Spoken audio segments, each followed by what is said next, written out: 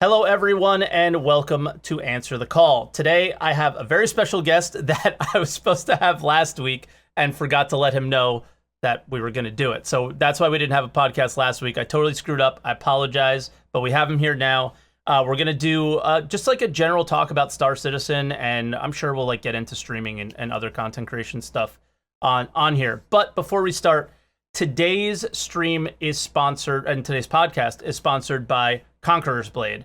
So this is a game that I've just been enjoying. We played it yesterday for our sponsored stream, but they're actually sponsoring the next couple of streams. So I should probably mention this. And they gave us a couple goals of people to sign up.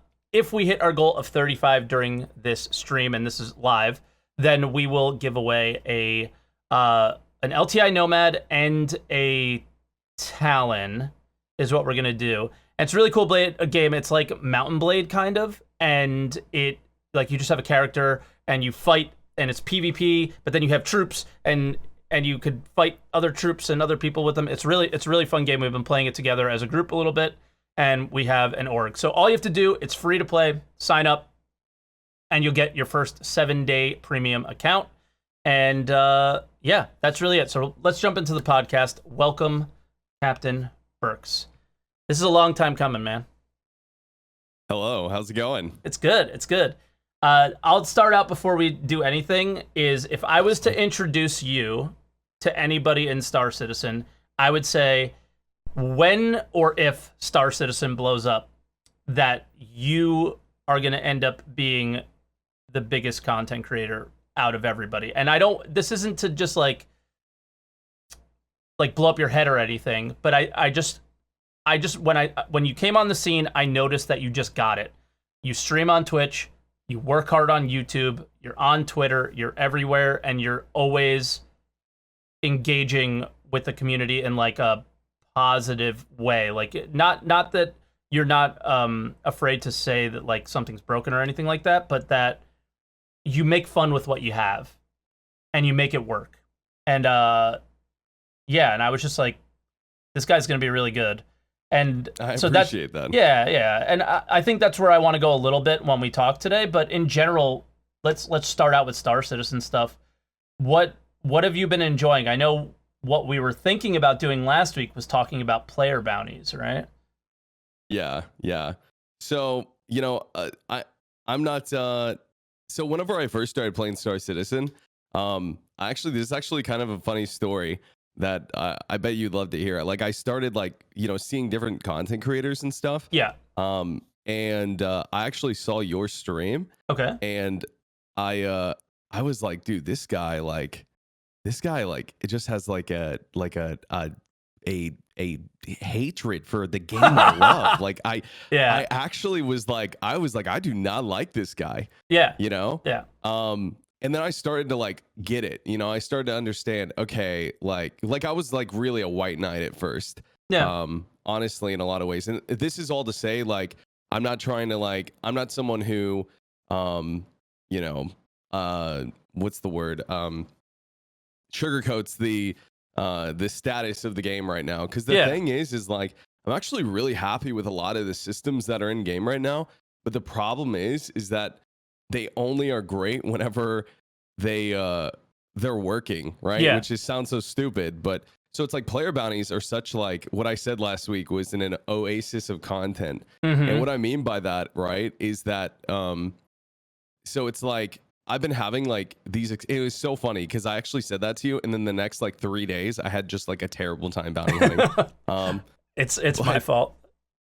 There's experiences that I've been having in bounty hunting that you can't get anywhere else in Star Citizen. Yeah.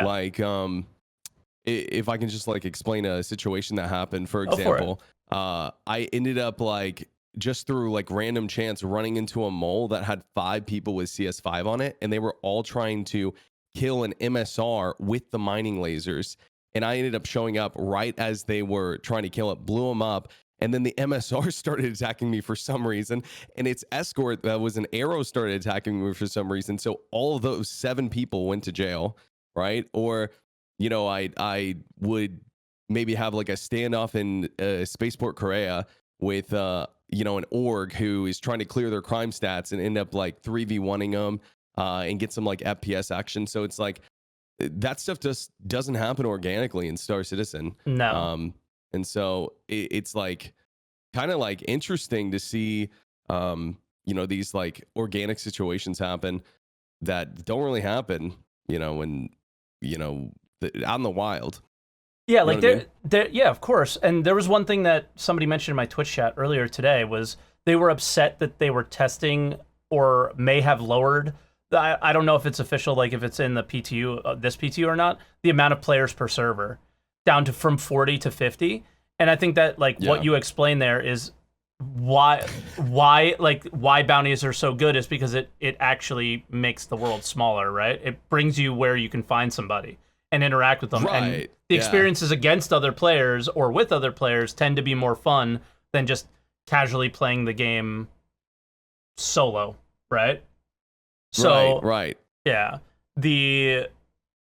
I think like because they bring you together, that's what's good about it. And in the end, the reduction of 40 to 50 or 50 to 40 changes nothing if that's the only experience in which you can see people, right? So here's what I'll say about the 40 to 50 thing that people need to understand. That the way you're saying it changes literally nothing. It changes literally nothing. The only big difference, like they could lower it to 30, honestly, and that would change nothing. Like the biggest like factor is like, will we be able to have hundreds of people together, or will we be able to only have 50 or 30 or 40? Now 40 was it definitely feels like a big hit, but I mean it deleted Levski. Right? Yeah. Which is so funny because we were talking about it on my stream. I was like, dude, they should just delete Levski. Give us like 10 more frames. Yep. And they ended up doing it like the next now day. How many more frames did you get? 0. Exactly. It changes nothing. But I will say, have you been doing the Xenothreat stuff? Today, okay, my chat trolled me. So yesterday I had to work. Like it was yesterday I could not do the big like testing event that they had. And then this morning I was looking at Discord and they were like, oh, the Xenothreat event is over. So I assumed that it was only open while they were testing. And then I come on and I'm just like mining miserably, doing nothing in this game. And then somebody is like, why aren't you doing Xenothreat? And I was like, because it's closed. And they're like, what are you talking about? It's open. And so I just got in just now before you showed up. I was able to get to the wreck and see some of the cargo, and I was trying to figure out which cargo was which, and then I was like, and then some guy came and killed me, so I was like, okay. So tell me about your experiences with it. Yeah, so they were supposed to close it at 5 p.m. They said that. 5 p.m., or that would be 6 p.m. your time yesterday. Okay. And it opened it up again at 3 p.m. today. Yeah. So you're not wrong. Yeah. That wasn't the case. But so what happened was, first of all, I think on the Xenothreat thing, they need to lower the boxes like substantially that you have to deliver. Okay. Because like, dude, that was taken. We were 30K every time before we could finish that. But do you dev around a 30K? Like, hopefully they just fixed that. But can we try? Like, it's gonna happen all the time. Well, even so, it was taking like so long. But maybe we just suck at moving boxes. That could be totally the case. We might just be terrible at moving boxes. So maybe they need to up the boxes. I don't know. But we started moving that part of the mission. Honestly, it's very well. Like I was like super like impressed by like the voiceover, the dialogue. I don't know if you did any of that part. Well, I heard some of the voiceover with like there's an Idris here or something, and I was like, oh, like she was giving you updates. Yeah, did you accept the mission? Yes. Okay, yeah. So if you go to the debris field, she'll update you as you like go into the cargo holds and stuff. Okay. And it's like very interesting that they were able to, I don't know, it just like feels like a finished, mission, like something I would want to see in the game, like in its like final state, So, for sure. There's NPCs in the cargo hold and we're like moving stuff with our multi-tool, shuttling stuff. So that was really cool. So we spent the whole day yesterday, though, after 30K'ing twice, trying to do the mission legit, just trying to destroy the javelin. I heard, and then I saw it on Twitter, just missiles being launched at this thing. So we ended up getting 40 retaliators after trying a bunch of different strategies. That seemed like that was the best strategy. Sure. And you get it like sub 10%, and then it just stops taking damage. and then it reverses out of the dock like 2,000 meters per second and then despawns. Okay. Yeah.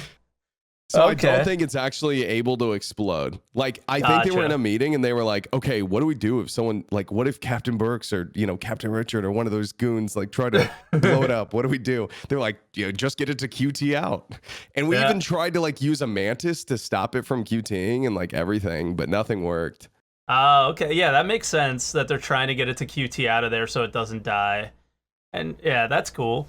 Like, so I was kind of asking people, because I have avoided everything about this event until today. I knew nothing about it on purpose because I wanted to like experience the stuff for the first time when it was like working, and but then they put it in public PTO and it was like, all right, I can't avoid it now. What do you think? What do you think about just the general? I guess the like bringing everybody to one spot. Like this is like Jump Town again in a way, you know? And, yeah, but so in a PvP more stuff? unique, yeah. So I actually do agree with a lot of people who are concerned about like they put the, I think it's cool. Okay, first of all, I'll say it's cool. I do agree that like there should be comms at the wreckage sites. I don't think they should add it, but it's because it's like I don't know. It's cool that you go into this gas cloud and yada yada yada.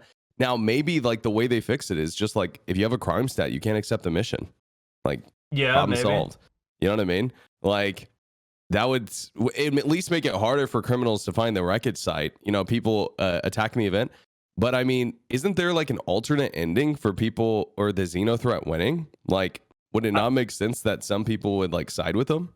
Sure, I think that's what they want, and I think that's fine. The one thing that's weird about the wreck that that's not weird about the wreck, is that you have to leave your ship stationary and leave it, right? So people are just going to blow up your ship because it's just sitting there and it's easy.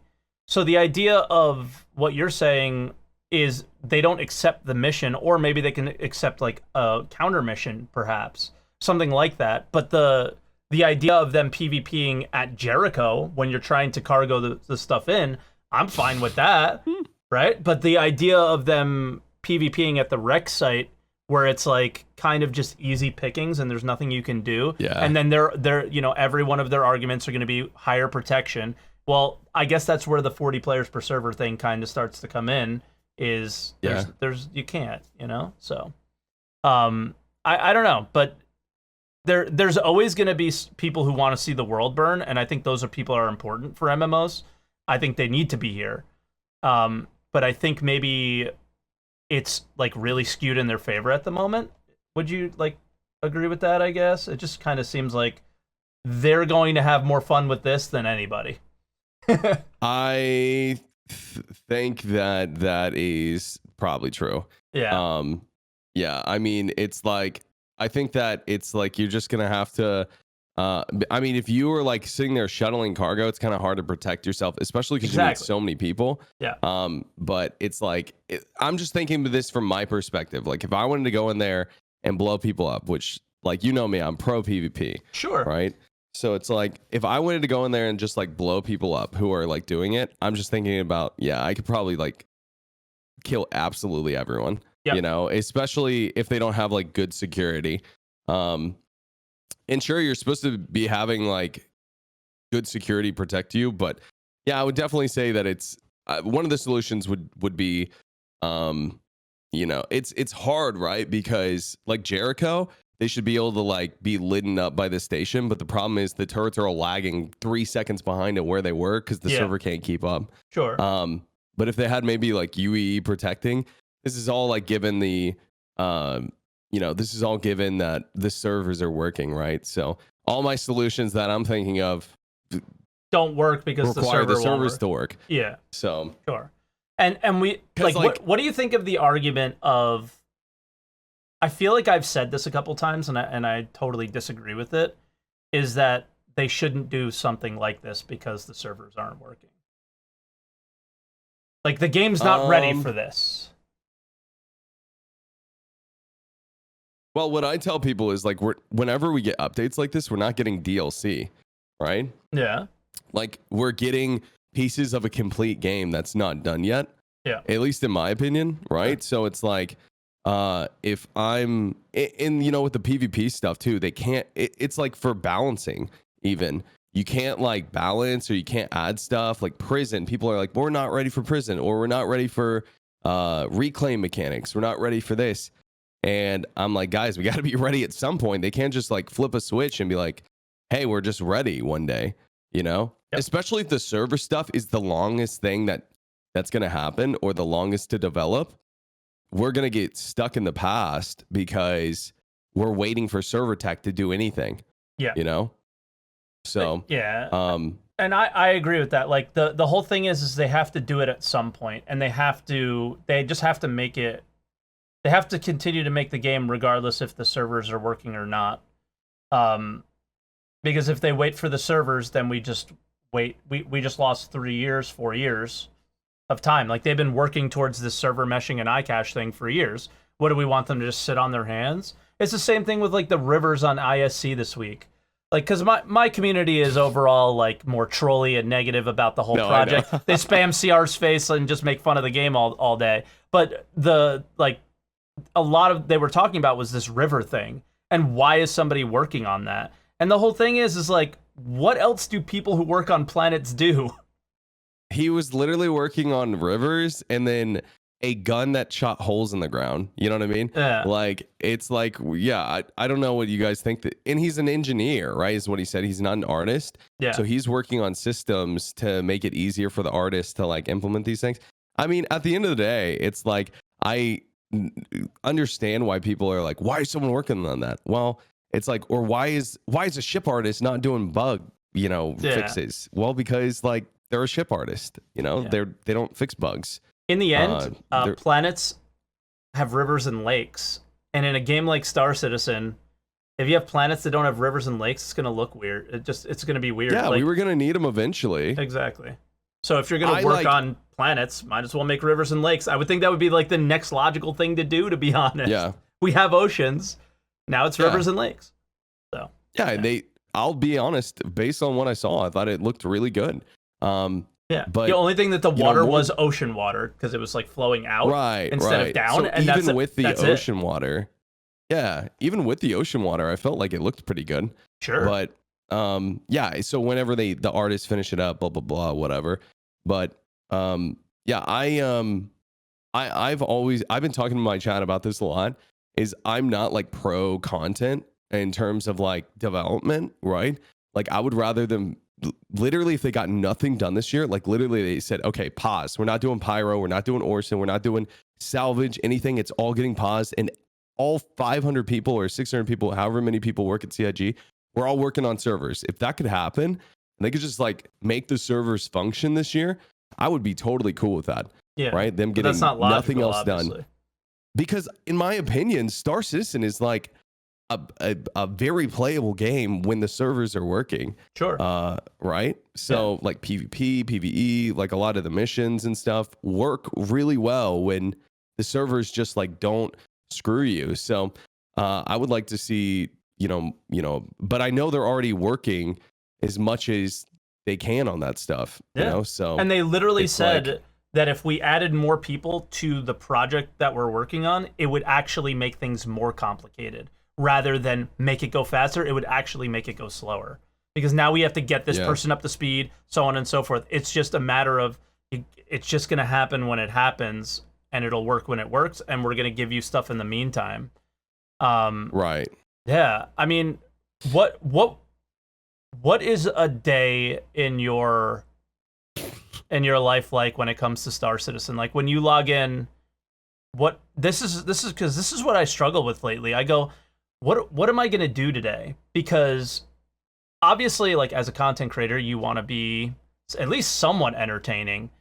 And I find myself struggling with that more lately, because that's the one thing that I'm looking forward to seeing, is getting a little bit more variety, because what we have is fun, but it does tend to get repetitive after a while. So what do you do to break that cycle a little bit?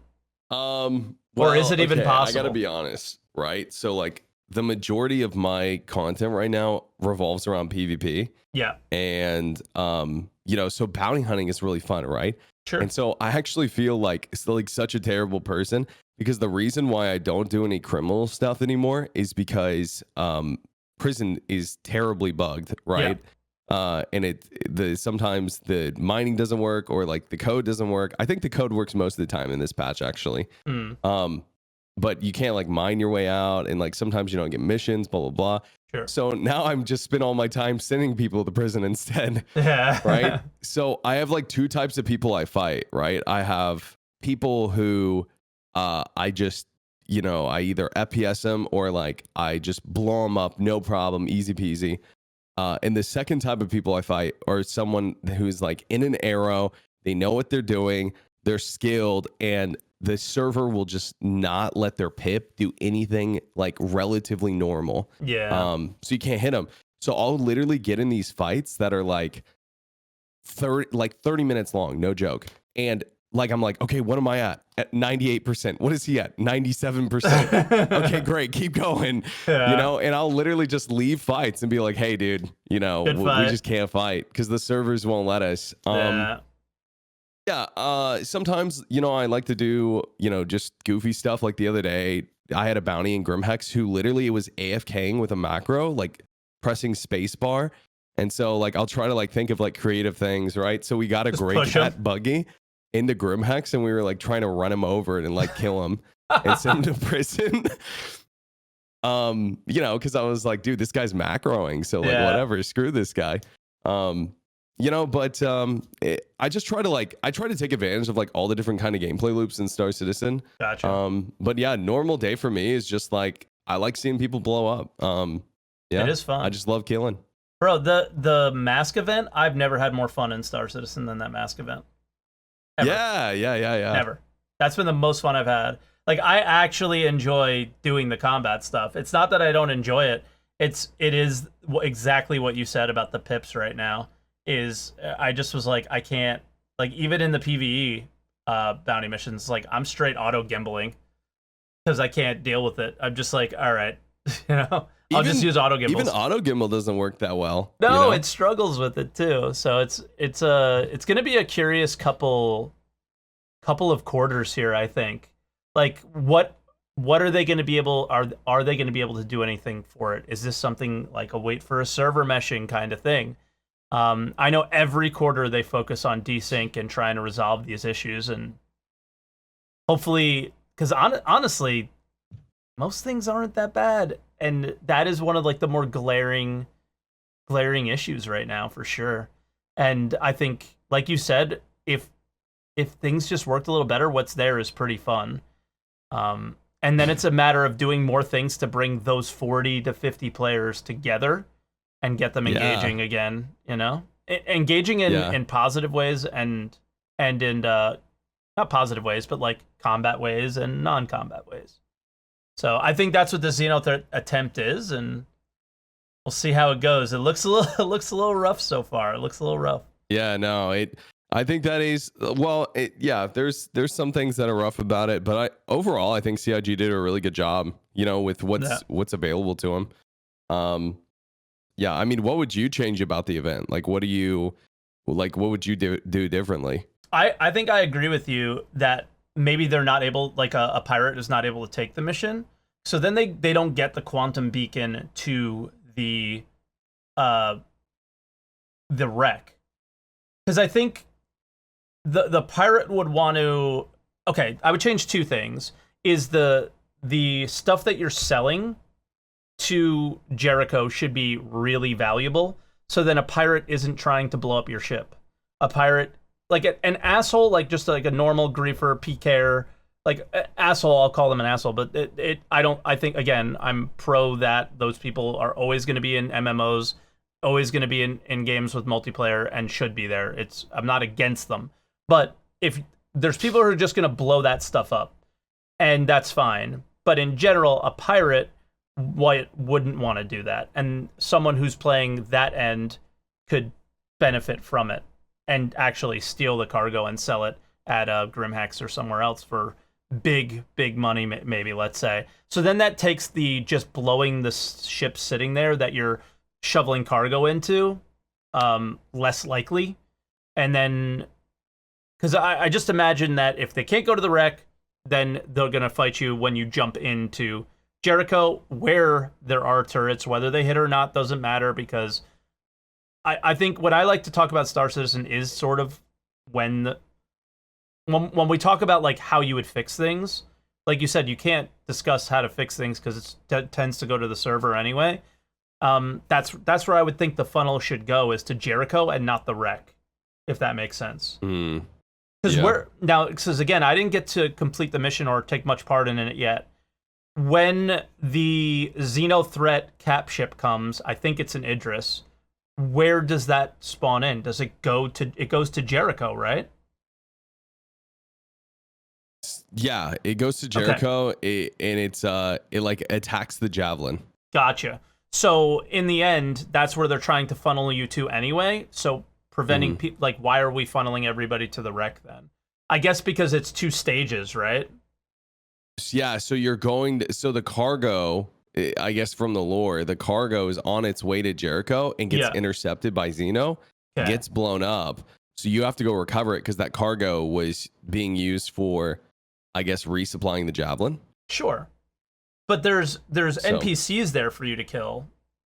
And that seems like enough for me from a lore and mission standpoint. And then there just happens to be role players pretending to be Xeno threat fighting you at Jericho. I think maybe that's probably a better way, but I don't know.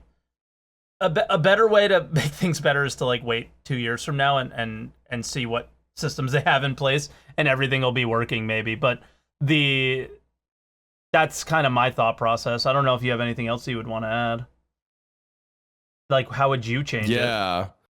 How would I change the event? I mean, first of all, let the javelin get blown up. Okay. That'd be sick. Yeah. You know, I know they didn't want that though. So, that would be interesting. And maybe because you haven't beat it yet, I'll fill you in. Sure. Just a little bit. I'm not trying to spoil you, but I don't care. Once you complete that cargo part, the javelin actually just reverses and flies away, right? And so there's supposed to be actually a third part to the mission where the javelin and the Idris fight at a different location. Like, it's like a showdown. Okay. So that actually may be a defeatable javelin, but nobody's got to that part yet. And I think that's because they're not testing that part yet, is what I understand. think. Okay. So gotcha. That maybe go live at 2 p.m. today whenever they... True. Maybe they were testing the first half and then get those bugs nailed down, and then test the second half and get those bugs nailed down. Interesting. Okay, so that's why they would want PvP in those areas then, because it's a multi-stage thing, and we want players engaging with each other in any way, shape, or form at all times, because that's what you guys wanted. You've been asking for Jump Town. Here it is, you know? And yeah, so maybe I wouldn't change anything. People have been asking for Jump Town. Yeah, and here it is. So maybe I wouldn't change anything the more I think about it, you know? Yeah, but here, just switching topics, not slightly, pretty drastically, maybe we can come back to stuff like this, is like what I talked about earlier, is that you've been kind of killing it on YouTube and on Twitch. And I want to talk about like what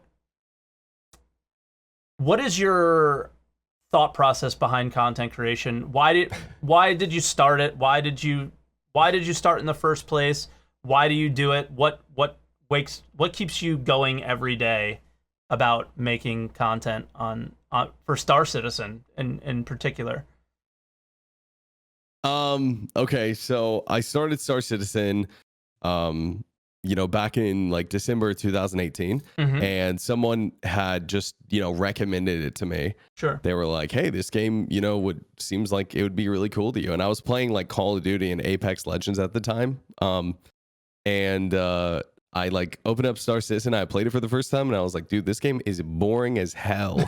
Like I do not want to play this. Sure. And people were trying to like show me around and like show me what to do, and I was just like, no, don't worry, that's like, a bug. Cool. That's a node bug. Yeah, thanks. It seemed like kind of cool, but like I don't know. And then I like opened it up again off stream like a couple of times, and I like started like doing some missions and stuff, and I was like, oh, this is like kind of fun. Yeah. And then I met someone who like, cargo hauled with me. So like I just started doing like cargo hauling. So like that's how I got my start in Star Citizen. And I eventually like got into PvP and like, blah blah blah. But like for me, like content creation is like something I've always been passionate about. I used to work in film for like nearly 10 years. Cool. And before I went full time on streaming, I was like working 50 hours a week at my studio job. And then I would sleep in my car like during lunch. And then I would go home and stream for like 5 hours. And then I would go to sleep, and then I'd go do it all again the next day. Yeah. Because I was like having a lot of fun streaming, and I didn't think I was going to be able to do it full time. I was just having fun doing it. So whenever I found Star Citizen, I found, as dude, it's just like there's a lack of like, good content in the game because it's hard to make good content for it. Yeah. And so I don't know. I started making content for it, and I was like, I felt like, man, I could do this. Like, I feel like I'm pretty good at this. Like so I started doing like player events and, making the tutorial videos and stuff. That was just like on a whim kind of. I didn't know if it was going to catch any traction, and it just kind of kept on working. So I kept doing it. Yeah. And I would definitely say that, the experience in film and stuff helped, but for sure. I don't know. I think that what keeps me going every day is like the community, honestly. Like people, telling me like, hey, I downloaded the game because of you. Like, hey, I'm playing the game because of you. And, sometimes those people come back to me and they're like, I deleted the game. Yeah. Well, it's not going to be for everybody play it anymore, dude. I don't know how you do it. Yeah. But I don't know, man. I somehow managed to have fun in Star Citizen like almost every day. Yeah. And I'm not trying to say I'm like, I don't know, because I know that sounds unrealistic for some people. Like I really get it, but it's like I just like take what's in front of me and I try to make the best of it. Like no sugarcoating it. I know the game like sucks sometimes, but it's like I just try to like take the content that's in front of me and make it the absolute best I can. Like, how do I make this opportunity, this like moment, like the best I can? And I don't know, I just roll with it. Is that how you approach life? That's how I approach life. Yeah, I would say that's how I approach life too. I think that's where we're opposites. Is like everything in my life, I always find like I can't control it. It just is what it is. I always find the negative in it. I always see the negative first, and then sometimes work my way through and find the positive. But I always start with the negative, right? And that I wish I could change that, but I have no capabilities of doing that. I get that. But at the same time, I agree with you like 100%, and I could see why. Like I have more fun in Star Citizen streaming it because of the community that's there. Like I enjoy streaming Star Citizen. I don't play it offline that much, and I don't. Yeah. I when I play it with these guys that are here because that's what's fun. And I've tried to make the best of my opportunities too, but the one thing that I think I don't do that you do that I would love to start doing more is being involved with more aspects of the game. I think I get kind of blinders on and just do one thing because I know that works and not try to work out what doesn't, Yeah. No, I'm totally with you, dude. Because like sometimes I'll like I saw you mining the other day. I was like, dude, mining is different. Like maybe I should try it out. You should try it. Yeah, maybe I should. Someone was telling me that like if you fill up a caterpillar of raw quantanium, it's like what, like 40 million worth? I could quickly do the math. No, refined is what I meant. Yeah, I'll do the math real quick. It's like 83 it's like something times crazy. I was like, 56,000. holy crap. No, it's 4 million. 4.6, 4.7 million. Okay. Yeah. All right, that person lied then. Yeah, they lied. But that's still a lot. Yeah. Like when you were watching me, I made 750K in like 30, 40, like an hour or two. So it's like what they're doing a good job of is they're making it everything sort of comparable, where bounty missions you can now make some good money, cargo hauling you can make some decent money, mining you can make some decent money, and now they just need to figure out ways to tie those in with PvP, I think, a little bit better. So yeah. And then I think it might be cool. I think stealing I players' have some components ideas for that. So yeah, first of all, I think player bounties should be worth more. True. For sure. Like they're so hard. Like, when have you? Yeah, exactly. When have you ever taken a player bounty that's just like infinitely easier than an NPC bounty? Never, of course. You know? Yeah. It's like they're always harder because they always run. You know, if they're not harder, it's because, you know, you got lucky or they just had no idea what they were doing. Like it's the first time player who logged on and accidentally like shot crew sec and got a CS4, you know? Like that's the only time. So I think that like player bounties should be worth more. And people are like, well, you could farm that. Well, you have to go to prison. So not really. Yeah. You either have to pay in merits, right? Like even a comparable rate would be like, I think you have to pay like merits go for like 1 for 5 right now. So you'd have to pay like a ridiculous amount of merits to even like, you know, get yourself out. So you could do something like that or like whatever. Right. So I think that like they should maybe even like increase crime stat in the sense of like not even over CS5, but like the more stuff you have, maybe it could just like increase or stack to a certain point. Cause like someone who's like a really skilled killer, you know, I think it would be okay for them to be worth 100K. Yeah, because the max that you can get to is 20, right? CS5's 20. Mm-hmm. Yeah. Yeah. Just doesn't seem worth. And you can make that in 5 minutes doing a very hard bounty. Yeah. Like, or you can make what, 80K in like 5 minutes doing a very hard bounty with the groups or whatever too. The group missions. Yeah. The Eckhart ones that have the hammerheads, you can do in a couple of minutes. Well, I guess maybe not anymore because they're nerfing dominances, but thank God. What do you think about that stuff?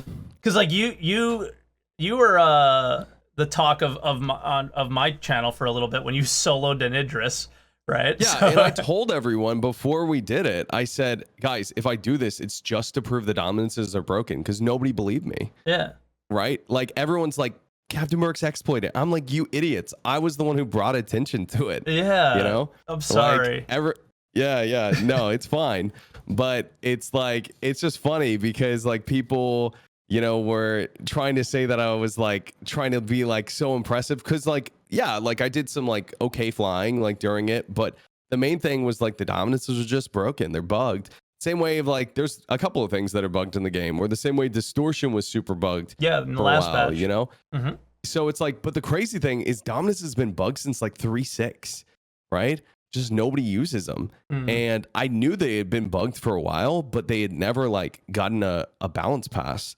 So I started using them on the very hard missions and like killing hammerheads in like 3 seconds. And I was like, guys, I wonder if I could sell the interest with that. So that's how that talk came. So I'm super glad that they got nerfed. However, I'm kind of bummed that they got a damage nerf as well. So they got a damage nerf and they don't pin shields. Because the big problem was they were pinning shields. Yeah. So what they were doing, get this, Mike, they were pinning shields and every pellet that was hitting the hole was doing explosive damage. Oh my God. Yeah, that's ridiculous. Crazy? Yeah, so it was just like a triple. Yeah, crazy, huh? Yeah, and they were there for so long, and I feel like they knew that it was a problem. So when did they get nerfed? Did they nerf in the 3.12.1, or they've been nerfed prior? It's this PTO. This PTO. They're nerfed. Because if they didn't, this Xeno threat event doesn't happen. Right. Basically, yeah. Right? I mean, yeah, it would have, you know, people just would have been rocking scatterguns. Now, there were a couple of different, like, you know, like really good strategies still. Like we were rocking, you know, the C788s. Like, are you familiar with those guns right now? They're the cannons that like do the explosive damage. Those are a little broken right now too. I think anything with explosion damage, right? Yeah, they do explosion damage, and they do something weird where they like bust up components more than like other weapons do. Like you'll just break ships really weirdly. Even if their shields are up, like it's hard to explain. I don't know exactly what they're doing, but they're just like broken. So we loaded out a whole hammerhead with them and we were shooting the javelin with it. But the problem is they don't do damage to blue targets. Like they do 0 damage because people were shooting them into armistice zones last patch. So they literally just put a modifier in it that says if it's a blue target, it does 0 damage. Isn't that weird? Yes. Yeah. Oh man, So, that is really there's weird. a lot of like really like funky things in the game right now. Balance is a really hard issue, and it's something that I'm like actually really passionate about. Something that I don't think that needs to like wait. I think it's something that can be worked on now. Like medium fighters, right? Name a medium fighter that's good. Well, I assume you consider I guess Vanguard you a don't heavy, know, right? Yeah, you don't do a lot of like PvP. So, Well, but what's it's like a Hornet, for example. Yeah, Hornet's right? trash. Hornet's Hornet's terrible. trash. You know, Would you consider Hurricane's a Cutlass trash. part of Cutlass that? is okay. Yeah. It's okay, but think of a Cutlass versus a Van. Actually, a Cutlass is in an okay spot. Yeah. Right. But it's like, why is okay? So it's like you have light, medium, and heavy ships, right? Sure. Light being the fastest and the smallest, but they have the least amount of firepower. Medium would be like the best of all three, and then or like the middle ground of all three, and then heaviest is the slowest, but it has the most armor, most health, most shields, and then it has the most firepower. Sure. So why? But a Vanguard flies like a light fighter, and yeah. So why is a Hornet? Why is a Hurricane less agile and have less health? Well, I guess maybe not less health, but significantly less health than a Vanguard. Did you know that the Hurricane has about the same amount of health as an arrow? Yeah, it makes no sense. Isn't that crazy? Like, and the thing is what I don't get. Well, no, I do get. I think I do get a lot of this stuff actually, and this is like the same thing with Star Citizen that it's been for years and years and years. If we have a planned fix for this problem later down the line, we're not going to fix it now. Armor. They've been talking about armor for years. I hate when people say that. I know. I'll be honest. I agree too, but they've been talking about it for years. And if you're not going to implement the thing, and you call this a live service, you need to treat it as so. You need to balance it, and you need to fix these things. They're just numbers now. Can you not just like modify a number that says, okay, the Hurricane has 5,000 health. All right, you know what? Hey, you're right. It is underpowered. Now let's go at 15,000. You know what I mean? Like, I know nothing about game development, but I know how an XML works. You just change the fucking number. Yeah, so it's like, I'm not like trying to, tell people to do their jobs, but it just seems like it would be such an easy fix to go, okay, this ship's a little unbalanced, so like boom, boom, boom, boom, boom, boom. And it's something you could do like maybe like every other patch, just like look at this stuff because it's important to the balance of the overall game. Like Vanguards, right? Like it's like some people believe for whatever reason that light fighters and medium fighters should just never be able to even touch Vanguards. For some reason, people think that, but it's like, why? Yeah. Like who's making up this rule? I don't know. Like they're both fighters, right? Now, should a light fighter be able to solo a hammerhead? No, of course not.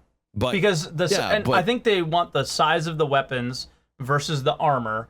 That will and armor and shields maybe long term will be the way, at least from a damage standpoint, and that things will work. But it's still bringing up you bring up the fact that a Vanguard is more agile than some of these medium fighters, and it just doesn't make sense given that they have significantly less armor, shield, all that stuff. The Hornet is just like, it's my favorite sad ship for it because in lore it literally goes toe to toe with Vanguards. It's like the anti like.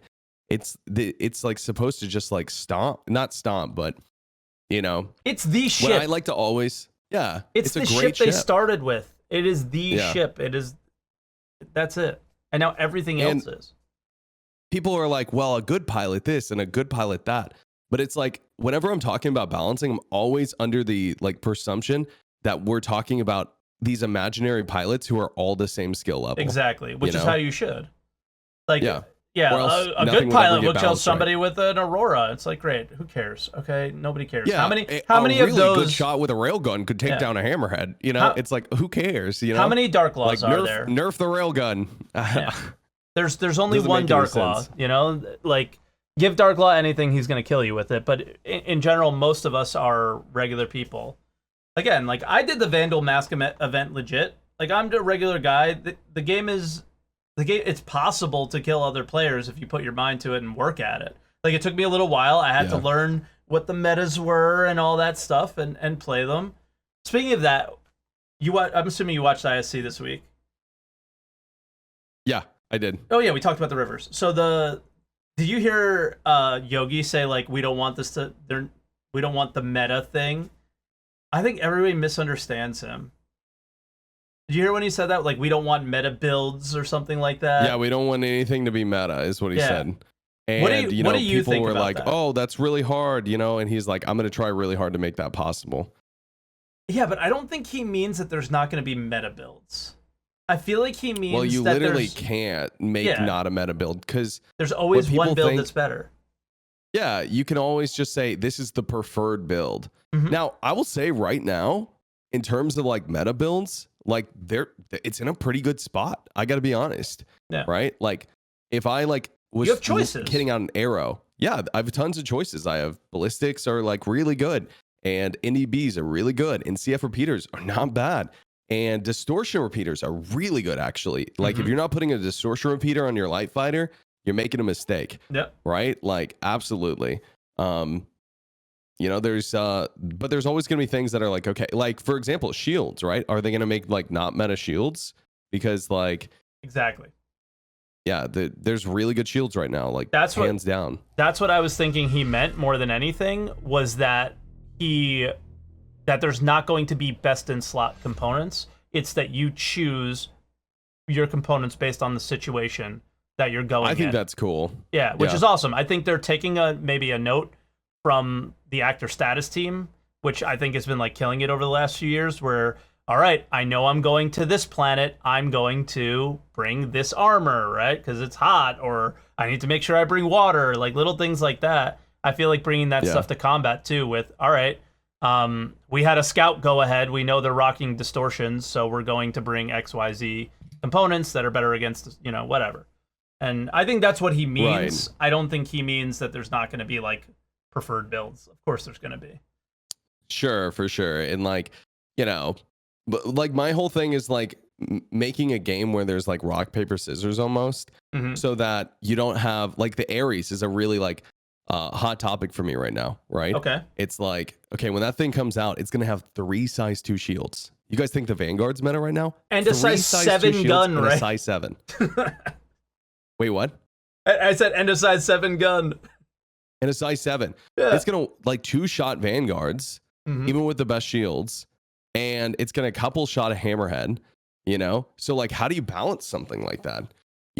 Make the energy consumption really high, maybe like make the cost of it really high. But then it's like, okay, so people, would you rather have a 4 Ares or 1 Perseus? Would it be better to have 4 Ares or 1 Perseus? I would say probably 4 good pilots in, 4 Ares. Yeah. Right. Like, and then the Perseus becomes obsolete. So actually, like what me and I know Virgil. Sure. Which actually I need to take a moment to show this. I made a sign. I hope you're not mad at me for this, but I made a sign that says "Free Virgil." What happened to him? Oh, it's just like it's just supposed to be a joke because I guess you said he's not supposed to come on until he starts behaving better. Me? He must have totally misunderstood something from me. I just told okay. Yeah, I just told him that I didn't like the way he was treating somebody. That was it. I got nothing against the guy. All right, that's the end of the podcast, guys. I gotta go. Yeah. I'm too embarrassed. No, I'm glad we hashed that out then. That makes it like I don't hate the guy or anything. It was literally supposed to be a joke, dude. Oh my God. I made this sign. We were talking about it because he's like, I'm not allowed on SaltEMike's podcast, so you should like hold up this sign that says "Free Virgil." Because he talks too much. So like, okay, whatever. That's so all. Like, anyways, me and you can talk about it with him, but me and Virgil were talking about this because I thought this was such an interesting thing, right? Is that like, why not make multi-crew ships in Star Citizen like the just absolute most meta? You know what I mean? True. Like Perseus, Hammerheads, Hurricanes, whatever it is. Like even if you like get into a turret, Constellation, like Constellation, anything should become much scarier, right? And what I mean by that is like, why not make you getting your friends together and like going out and PvPing like just the absolute like sweatiest meta? Because like, what's the the harm from that? People have fun together, PvPing. Like, You know what I mean? dude, this even applies to mining. Like, there's zero argument to ever using a mole. Ever. In a group. Because people solo with it all the time, which is like the most embarrassing thing ever. But there is no argument in using it because 3 prospectors are always better because they cover more ground. Why would you have 4 people in one ship when you could have literally 4 people in prospectors flying around? I will never understand this, like from the like back end designer standpoint. Like, and again, I'm like, I really like trying not to backseat dev, but I'm just passionate about the game, you know, because I play every single day. You know, this is my career. Like at the end of the day, and I remember this was like the podcast that I watched that I was like, oh, SaltEMike, dude, that guy, you know, like, I want to talk more about that. He's talking about. I want to talk more about that.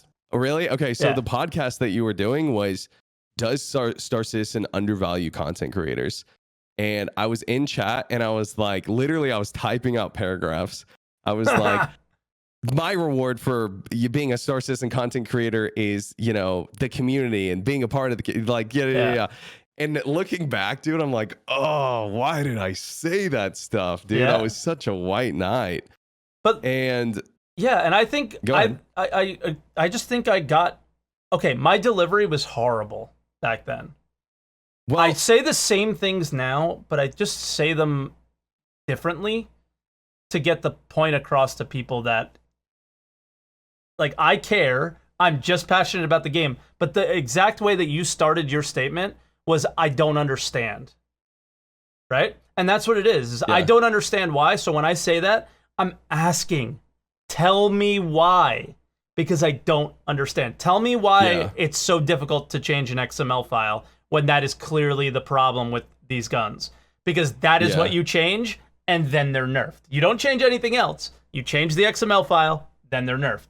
Tell me why. Like, that's the whole thing, is we're not game developers. You started in film. I'm a fucking poker dealer, right? Like, this is not something that we have experience in what these people do on a day-to-day basis. So tell me why. Tell me why. Help me understand. That's the standpoint that I continue to come from, is I don't understand, and the communication is not good enough for me to understand. At times it is. If you stop and you listen to it a few times, maybe I'm not the smartest tool, you know, but like eventually sometimes I understand, but even years down the line, there's a lot of things I don't understand. And I don't know if it's the way they're communicating it, because you have a developer explaining their job. They know it. They don't know how to explain it to somebody who doesn't. A lot of time it could be anything. Yeah. But I want to talk more about what did you, like, what changed your mind about me? When did it change? So what changed my mind about you was did it change? First off, it didn't. Yeah, I hate you. Yeah, I'm just here to milk your viewers, honestly. No, I don't know, dude. I just like it was like I think I had such a defensive approach to Star Citizen. Yeah. I'm really not like this in life. Yeah. But I had like such a defensive approach to Star Citizen because whenever I started streaming it, I had so much like success in it. Yeah. You know, because the community wanted to support me. They liked the content I was generating. So for me, it was like this like sacred thing that I had to uphold, you know. If I was telling people that Star Citizen was a faulty game, then what I was doing was I was hurting myself, you know? Like that's what I was thinking. Mm-mm. But now the only thing you hurt yourself, the only thing sorry for interrupting. The only thing I hurt myself with is referrals. That's it.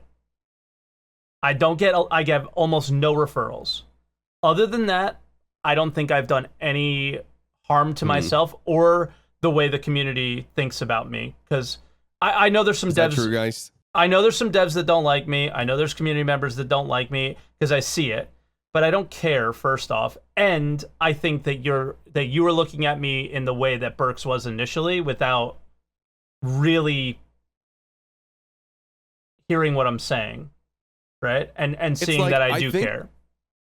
devs either like any dev that doesn't understand your viewpoint just like isn't playing their game. Like, no offense, like I know they love their game, but it's like just like the absolute reality to anyone here, and we all know this, is like Star Citizen is just absolute shit sometimes. And I say this is my favorite game of all time. Star Citizen is my favorite game of all time, right? Sometimes I get like bummed out thinking about the content that I'm gonna get to be involved in 10 years from now. You know what I mean? Like, I'm like, oh wow, that'll be really great. You know what I mean? And I don't say that like to discourage anyone. I say that to like it's just the reality. You know what I mean? And it's like, we can't just like sit here and like just pretend like it's something it's not, right? Why would we do that? Why would we all like hold hands and sing Kumbaya and just pretend something it's not? We, of course, all want the end product of Star Citizen, right? We all as soon as possible. It's like, and as soon as possible. And we all like want the developers to like do a great job and all that. Like, nobody's out here like wanting Star Citizen to fail that's here. No. You know, as far as I know, maybe some people are. No, I ask that when people come in and they're really nasty about the game. I ask that specifically. I go, do you want this game to fail? And they go, no. I'm like, then why are, like, what is the point of bringing up some of these things? Like, ridiculous, like the most ridiculous conspiracy theory, like all that kind of stuff about like Sandy, like all this crazy stuff. Like, do you want this game to fail? Why are you even bringing this stuff up? It makes no sense. But before we move on, I haven't done this at all this cast, and I need to. If you guys want to call in and talk to us, there is one caller in the queue. We got room for a couple more. So we've been going for about an hour. We're having some fun. So if we want to start getting into some calls a little bit towards the end of the show. So if you guys don't mind waiting in a queue for a little bit, feel free to join the Discord, !Discord, and hop into the green room, and BB will sort you out. But yeah, that here is like the source of my salt. I'm not gonna say my hatred or anything, because I don't hate the game. I feel exactly the same way about the game that you do. Is what we were talking about before, is that balancing is hard. And it's the balancing of continuously having to bring in these new ships like the Ares that could potentially break the balance, because the game we have to wait so long for this stuff to happen. What do you think about ship sales still go, like, how long have you backed the game for? So I think like 2 years now. Okay, so you weren't here like years and years ago. No, I wasn't.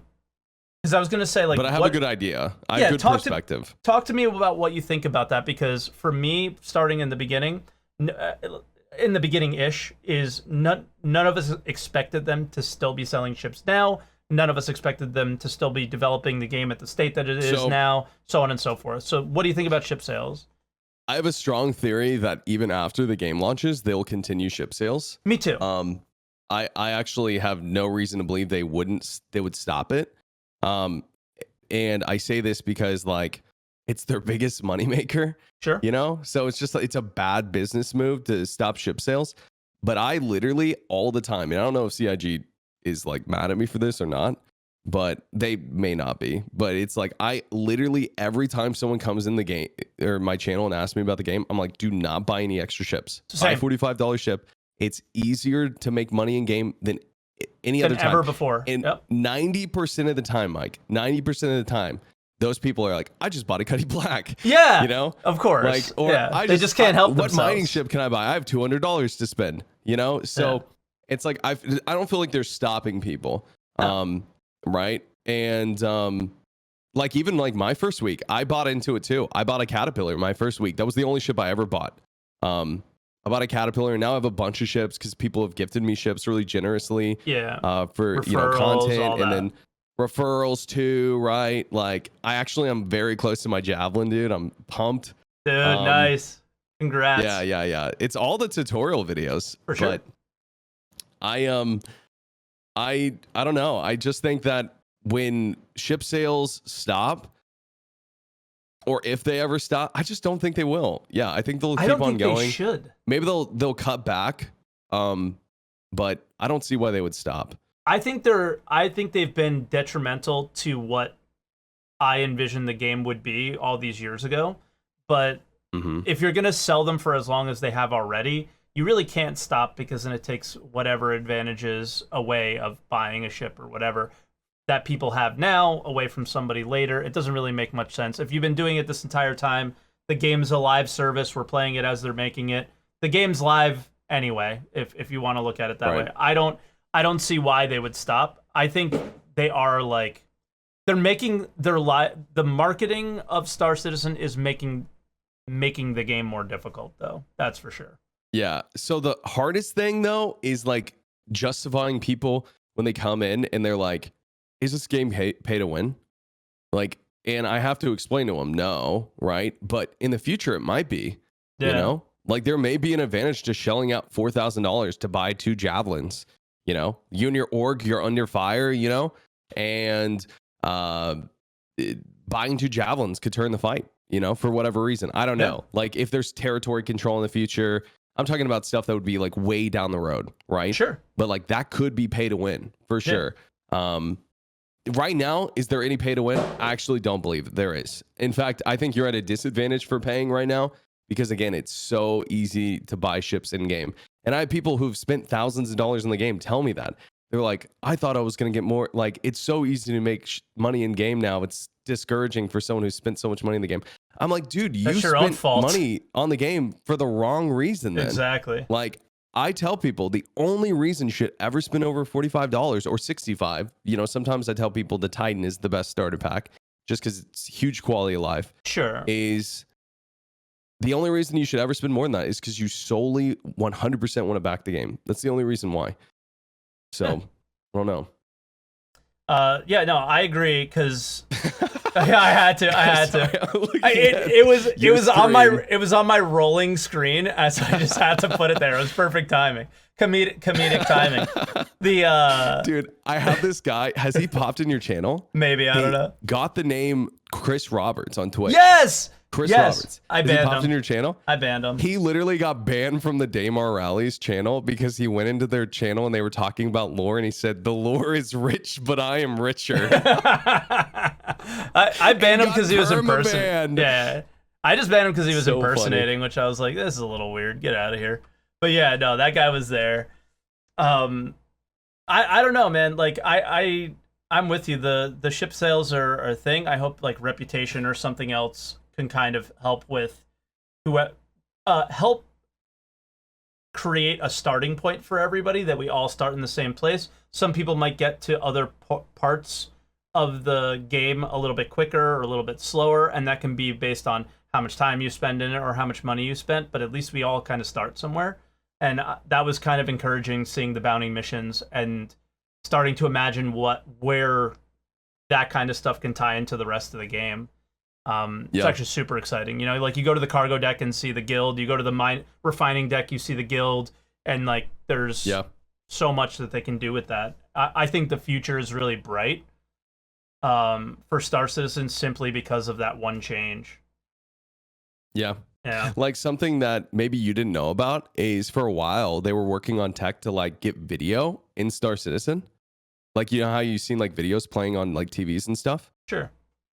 Yeah, I didn't know so like that was not tech they had for a while. I know that sounds crazy, but it was something that they worked out like this last year. And I don't know when they finished it, but it's the reason why you can have like that chick who's like, you know, there's an interest attacking the javelin, you know, blah, blah, blah, blah, blah. Because otherwise it would have to be like the model FaceTiming into you and like actually like having a conversation with you. I know that sounds crazy, but like that's just part of it. That's what they used to do, right? Like it was called like render to texture. Yeah. They used to do it like where the guy at Nyx or whatever, Levski, where he was actually there speaking to you, and they videoed him in. So now you're saying they could just play random videos, so it's a lot less. So I was talking about this for a while because do you remember The Price of Freedom? Sure. Well, of course you remember it. So whenever it came out, I was like, this is what would make that mission way better. And what I did was I put like a video up and I like did a voiceover for the mission text because it's actually really cool. Sure. Nobody reads the mission text. I never do. Nobody reads the mission text, even though some of them are really cool and interesting.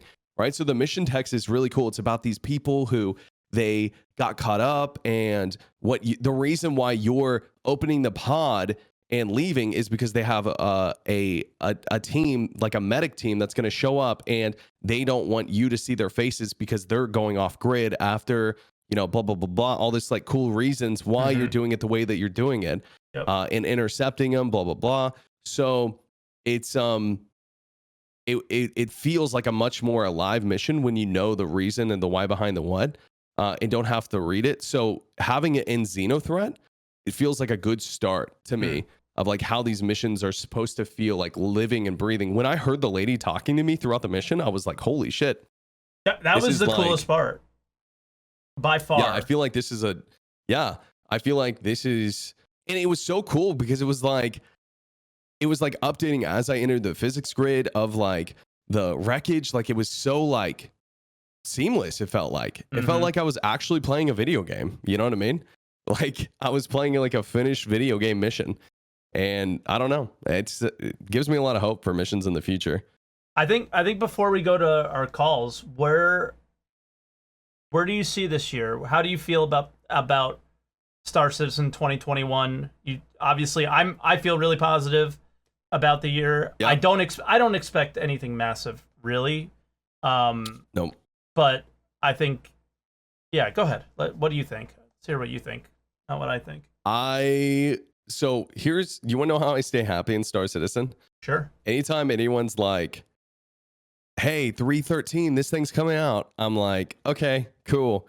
Like, I know you're probably the same way. I like literally just don't expect anything. Yeah. Like literally until I see it in my hands in the game, I don't expect anything. Yep. And that's kind of just how I've like treated everything. So, like I was saying earlier, I think for this year, there's some cool stuff on the table. But the problem is a lot of the cool stuff that was on the table last year. Yeah. So if they get everything that they're set to get done this year, I'll be really excited. Obviously like COVID was like a setback maybe, or whatever, like however you want to say it. I don't think it's a setback anymore. Like they probably got it all figured out by this point and everyone's rolling the way that they should. So will 2021 be a great year for Star Citizen? I sure hope so. There's a lot of like really promising things, but we'll just have to see what they actually get done. And the cool part is like, even in 2020, right? There was a lot of things that they said, okay, we're going to get these things done this year. And a lot of things that we had no idea were in development are now in the game, you know? So it's so funny, the roadmap, man. It's like, we're going to do all these things. I think they should just delete it. They don't do any of them. And then they do all these other cool things. Like, why even have it? I thought this past year was okay. Mistake. I always do too. Let's talk about that for a little bit. Delete the roadmap. I feel the same way. Yeah, like we should make a sign for that. Fuck that Virgil guy. The roadmap has been causing, and oh my god, the amount I think I made a YouTube video about something similar to this, and the comments were just so ridiculous, dude. If you can't handle it, you shouldn't be playing this game. You shouldn't be making content for this game. All that kind of stuff. Those are the same people on Spectrum going like, where is Orison? Orison was supposed to come out in 3. Theaters of War! Like, it's like, come on, dude. The whole thing is the roadmap is the source of angst for the entire community because they look at something, they get excited for it, and then they don't get it. Here's maybe the thing, because it's like, do you guys think, like, people are like, well, it keeps the devs, like, whatever, like in check or whatever. Do you guys really think like CIG is trying to milk their time and just like, I ask people this, like, do people really think CIG is like back there going like 6 more years, we can milk them 6 more years, like Chris Roberts rubbing his hands at his desk? There's an argument for it. Like, yeah, there's an actual argument for that though. Like hear me out here. I don't believe this is what's happening. I've been to the studio. Listen, hear it out. Just listen. I've been to the studio. I've seen how this stuff works. This is not what is happening. But their argument would be this. This is me just playing devil's advocate, okay? This is not what I think. Their argument is if CR is not the head of this company, right, and not making this game that is making millions and millions of dollars, what is he doing? Is he making a salary? No. Is Aaron making a salary? Is Sandy on the board? No, like all these things. So that their argument would be the longer they keep this going, the longer they're just collecting their salary, whether or not, and then it's, for game development or whatever. That's kind of their argument. Is that they're instead of working on a game for 5 years, putting it out there, letting everybody enjoy it, you work on it for 20 years and you collect the salary for 20 years and then retire. So we agreed that they're not going to stop ship sales, right? Of course not. Probably not. Okay. Yeah. So if let's say the game was finished tomorrow, boom, they're done. What's stopping them from making even more money tomorrow than they did today? I think what makes Star Citizen great... Would more great, people not play? More people might play, but because you can play, you might not buy the ships. Like, look at your argument now. I agree with you, actually. Like, there's nothing against people buy that. Ships right now, even though you can buy them in game. Exactly. Like, I beg people not to buy ships. I'm like, please, you don't have to. It's so easy to grind ships out in game, and people still buy ships. Sure, you goons, don't say any of you goons in chat are not like going to the ship sale and swiping your credit card, buying $1,000 ships. I know you're doing it. Someone's doing it. They're gonna type the emotes for you. Don't worry, they'll type their emotes for you. We have plenty of these credit card emotes. So I think the thing is are they going to continue to have as many of these events where they sell ships multiple times a year where they make like $20 million in a month? I think they do. Yeah. And I think the they whole still thing do. The whole thing is it's never going to stop, and that's where I think that these people playing devil's advocate are wrong anyway. Is they were always going to sell money, they were always going to sell cosmetics, they were always going to sell something, and he was always going to collect the salary anyway. And who would you want to be at the top of this than him? Nobody. Right? Like the whole thing is like the guy is the visionary behind all this ridiculous stuff you see in a game that no other game looks like it.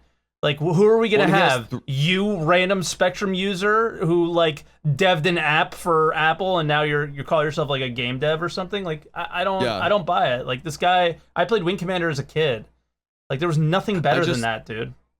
Well, like, my favorite game of all time was Wing Commander 3. Infinitely. Yeah, sorry, I'm not meaning to cut you off. No, you're good. Go. There's a delay. Sure, go for it, dude. Yeah, I was just gonna say that like, there's an infinitely expanding universe, 125 systems. What's stopping them from adding more content, more events, more story? Squadron 42, Squadron 40, 2 part 2 or whatever it is, Squadron 43, whatever it is. Mm-hmm. Right? I don't know. They're chapters. What's stopping them from doing it more? Chapter, another chapter. What's stopping them from doing more? Why is there this idea that they couldn't just do another one, continue? Yeah.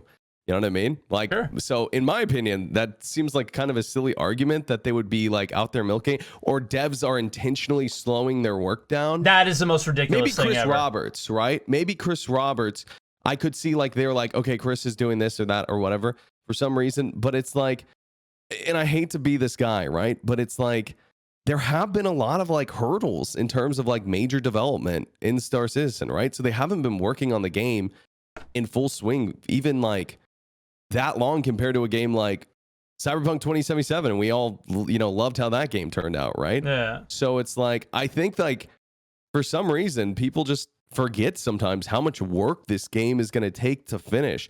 And I'm on the same page. I like don't want them to take any longer, right? But it's just like, I think that this theory that they're somehow milking it or like taking longer than they should, I think they're going to make even more money. How many accounts are there right now? 1 million or something like that? There's like 1 million accounts. There's 30,000 active players.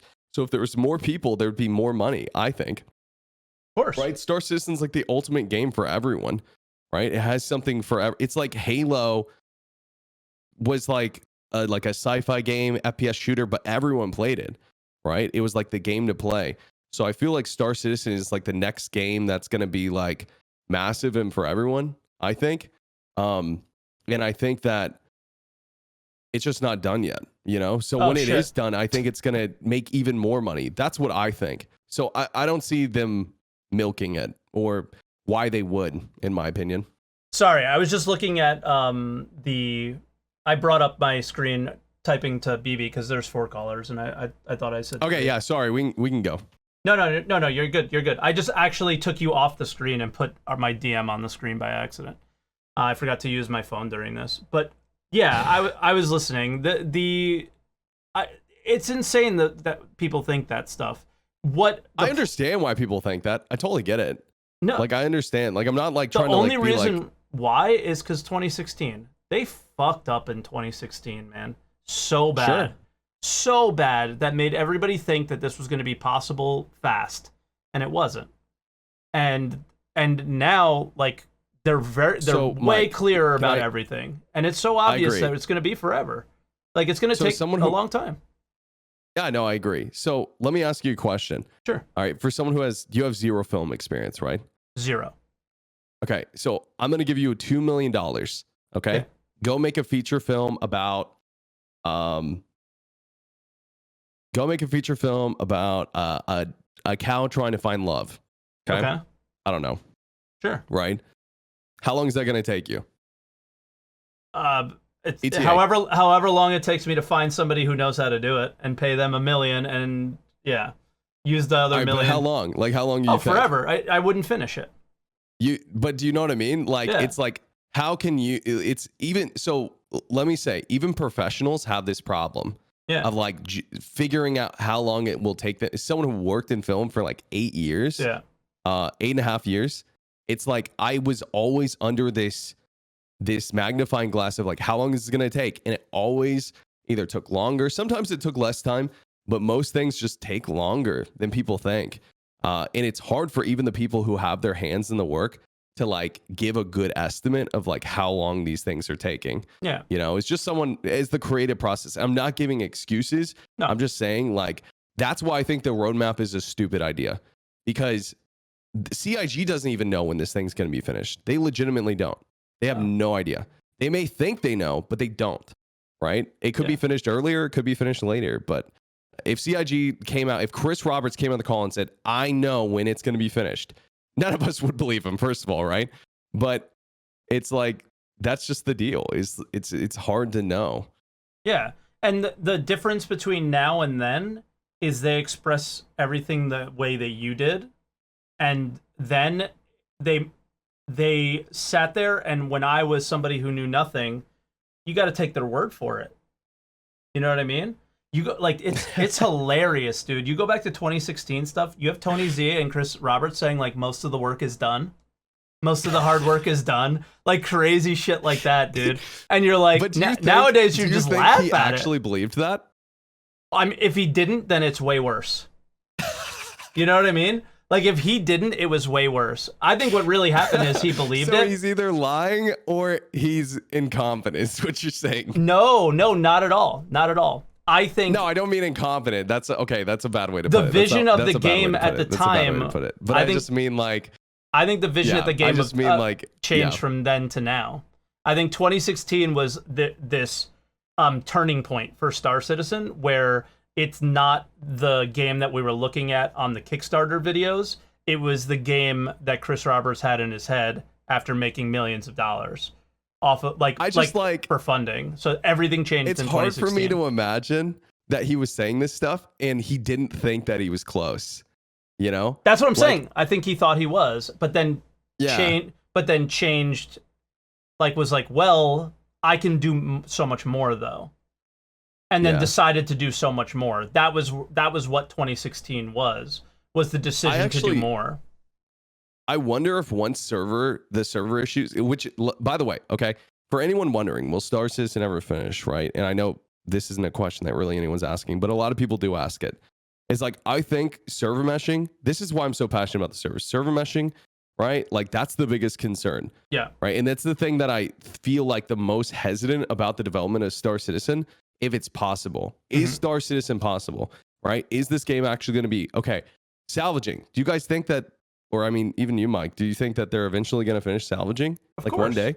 Yeah. Yeah, they're going to finish it. Bounty hunting will be finished. Trading. I think they're going to do it this year. All these things. So the only holdback that's really about the possibility of Star Citizen is server meshing. The possibility is the servers, and that in the fact that and this is just me, okay.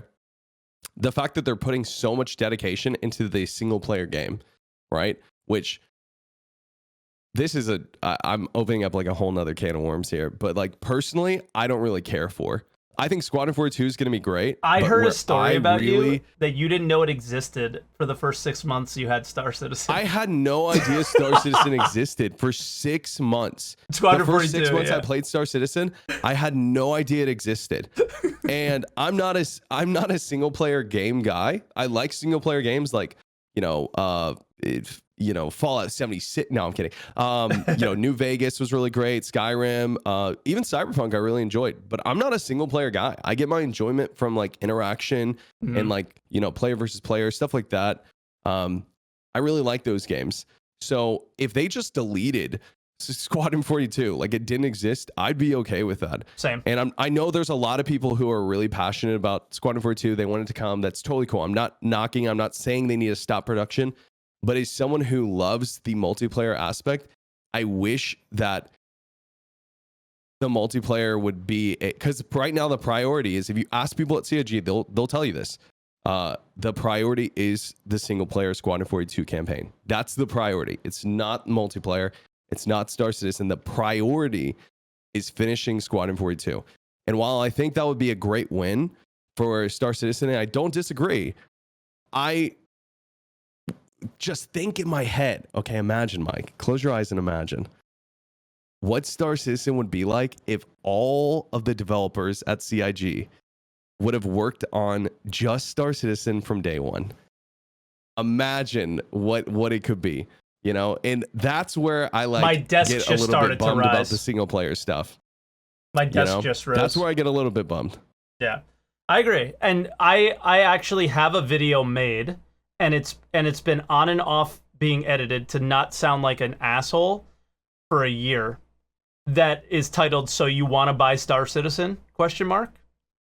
And it's all about the fact that you are buying you're marketed the game Star Citizen and excited for the game Star Citizen, but your money is going to a game called Squadron 42 that, with the package that you bought, you don't even get to play. Because that's the part that makes me sound like an asshole, and that's why I never put the video out. Is that it is kind of frustrating that the game that you are excited about is the game you're marketed to, but that's not the game that's in development as much. And people are buying multi-$1,000 ships so that they can play Star Citizen. Yeah. Are you flying your Javelin in Squadron 42? No. You're not flying your Javelin in Squadron 42. You're not flying your 890 jump in Squadron 42. You're walking through it, but that's all that matters, because it's not about it. You might fly a couple of different ships. I take it back. You may fly a capital ship at some point in Squadron 42. That may happen. Yeah. I don't know. But for the most part, it's like what you're going to get. I'm going to probably play Squadron 42 once or twice, right? And it'll probably be great. I think that it'll probably be a masterpiece, honestly. If it's anything like I think it's going to be. Did Wing Commander was some of the best games. Funny. What? Wing Commander were some of the best games ever. And I think it might be a masterpiece. Yeah, it probably will be. I think it's going to be a really, really great game. Don't get me wrong, right? But I'm going to play it a couple times. Star Citizen, I already have like 3,000 hours in, after 2 years. So that's nuts. I just see myself investing thousands of hours into Star Citizen versus like 50 into Squadron 42. So I hope people understand that perspective. Yeah. Yeah, I've been thinking about like a way to release that video and edit it, and it's more of a video not for like the Star Citizen community and for people thinking about buying it, is just kind of to know what you're getting into. Believe it or not, the focus isn't exactly where you think it is, and I don't want that to like. Basically, I didn't want that to knock them, so I never put the video out, because it is what it is, and it's not that I want them to change that decision or whatever. So I just decided to never put the video out, but it's something that's always bothered me, So yeah, it's like, because I bought it. Bothers me too. And again, I'm a huge Wing Commander fan, so I am interested in both, but I only think about Star Citizen. I don't think about Squadron 42, because I know what to expect from it. It's going to be a lot of cutscenes, cool story. The combat and all that may not be the best or whatever. Like, that's what the Wing Commander games were. You fought through the combat missions to get to the story, and Hey, and it was amazing. Can we do something real quick? Yeah, let's do it. If you don't mind, can we do a poll in chat just for like Sure. who bought Star Citizen for Squadron 42 and who bought it for Star Citizen? Let me add just the like poll curious, in, but I got we have it. a lot of people. Yeah. Yeah, we have a lot of people in chat, so I'd be curious. And it's an anonymous poll, so I mean, not that you guys care, but we'll put it right over the ATC logo here, and then I'll make it real quick. But I have to hide us for a second, so I'm gonna go solo. Okay. And then I'll bring up the poll. But yeah, I mean, that's a curious question, and I'm glad you did this because I've been needing to add the poll to this scene forever. So now you. I mean, I guess we need a both. If you are both, maybe like put it what you were like. I guess you. I don't know. Can I add both? I guess we could have a both. Yeah, we can have a both. Oh my God, you're making me connect with Twitch and log in. What? Okay. Now I have to auth code. Berks, this is your fault. This is all your fault. You have to auth code for what? Twitch? Well, I've been doing some stupid stuff. I've had my personal Chrome on my PC forever, and sometimes I'll press a button and it'll bring up my personal email address. So, what Oh, perfect. game did you buy in for? Star Citizen, SQ42, or both? Oops. Finish poll. I have to do it again. What game did you buy in for? Star Citizen, SQ42, both. Start So what kind of pictures should I send to your email? The nudiest of the nudes. Where's Discord now? There we are. Now you should be back. And the poll should be there, but it's for ants. Let me make it bigger. Whoop. There you go. Wait, where do people vote on this? Is this you press 1, 2, chat? or 3? Yep, 1, 2, or 3 in Twitch chat. Oh, okay. Star Citizens 1, Squadron 42, and 3 is both. I'm actually really curious about this too, because I always assumed it was Star Citizen. Yeah, 1 for Star Citizen, 2 for Squadron 42, and then 3 for both. Yeah.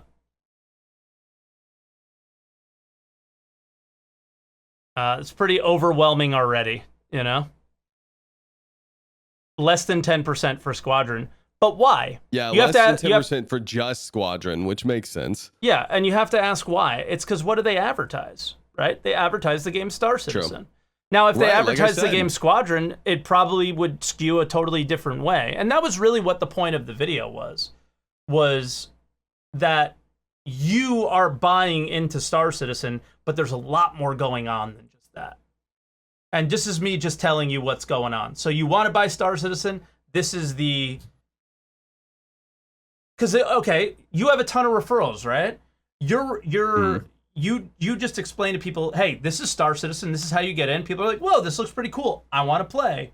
Yeah. But this is the okay, I want to buy Star Citizen. How do I do it? With a little bit more to it, I guess. I think I am going to do this video now. You make me want to do it, like Twitch chat and everything. But I have to do it in a way that's just respectful. Because, again, I respect the developers. I respect Chris. I respect everybody that's doing all this work. And the video that I made came off disrespectful, I thought, when it never intended to be. So I just never posted it. Yeah, but look, I think that poll pretty well tells us where people are at. Numbers. Yeah. And it's typically, but I was interested to hear it from your community because every time I do my poll, like people are like, well, people are just doing that because, you know, this is where the people who play multiplayer games hang out in your chat because you like multiplayer experience stuff. And I'm like, what do you mean? Like, would you ever do like, I don't know, like a meaningful poll then? You know what I mean? Is there just no community for Squadron 42 then? Yeah, I mean, I guess not, but it's just like, I don't know. It's like, yeah, how would you ever do a meaningful like result for that then? I don't know. I have a sociology degree, and what I focused on was statistics and things like this. It's very difficult to get meaningful results from polls because they're really easily skewed. Like, certain people will choose the question or choose the result that they think they're supposed to choose and not how they actually feel, as well as we're talking about and skewing the poll in the direction of Star Citizen because we're saying that's why it's happening. All sorts of things like that. So it's just not, polls are tough, but because it was let's do the poll again. But guys, this time do it remember, right. I really love Squadron 42, and that's the one you should vote for. Yeah. But in the end, it was so far beyond that people weren't interested in Squadron that it's very clear the game that they're buying, right? Yeah. They're buying Star Citizen. But I mean, they're supporting its development, but are you? Not entirely. Yeah. Not entirely. Now, to those people who are like saying that it's whatever in the favor of like Squadron 4 or Star Citizen or whatever, it's skewed, which it may be. But if you ask that same poll again, or if you did another poll, I'm not saying to, and you just said, who here will play Star Citizen or Squadron 42, it'd probably be 99% yes. You know, like everyone's going to play it. Of course, is there anyone here who's not going to play Squadron 42? Like, of course, everyone's going to play it. It's more about like what are you more passionate about, I guess. For me, it's Star Citizen. It's hard to have passion for something you don't have any idea about, right? True. That's the big thing. I saw the vertical slice for the first time about 6 months ago. I'd never seen it before. Yeah, and if that is any indication of what the game's going to be like, that's why I say I think it's going to be a masterpiece. If that's any indication. And that was the things that jank. Yeah, the things that I saw that were bad about it were like the NPC combat, stuff like that. And a lot of people don't realize this. NPCs, turrets, NPCs on FPS are actually all really good. They're all really good. They're all really well scripted. They all behave well. They all do really cool stuff. The problem is that the server makes you like, you look at them and you're like, this is like terrible. They like don't know what they're doing. They're not looking. They're not, aiming at anything. The reason for that is like the servers just won't let them. So I don't see that as a problem in Squadron 42. All right. Wait, we're gonna before we go to calls, we're gonna do this one last thing with you because this has been the theme of today's show for sure. Do you think the servers are gonna come around in 2021? It's just your opinion. Mike, don't ask me this. Do you think they're going to come around? Do you think it's going to be better in 2021, or is it going to be like, I feel no. Here's what I think. And I'm I think okay it's with going to get worse before it gets better. I agree. I think when server meshing comes in, I think everyone should expect it to be terrible. And what I mean by that is, remember when SSOCS came in? 3.8? It was the worst patch we've had in forever. Like, since I started playing. Like, literally, I was averaging like 120 viewers. I was like applying for partner. I was excited. And then 3.8 came out, 60 viewers. Yeah. Like, because nobody wanted to watch. Everyone was like coming to my chat, CaptainBerks, I'm taking a break from the game. Like, CaptainBerks, this game is just like, I can't stand it anymore. And I remember that's the patch I ended up trying to like get good at PvP because it was the only thing we could do is dogfight before we 30K'd in like 20 minutes. Yeah. So I think that this is going to be the year? No. Yeah. I don't think the servers are going to get done this year because people are like iCache in 3.13. You know about this, right?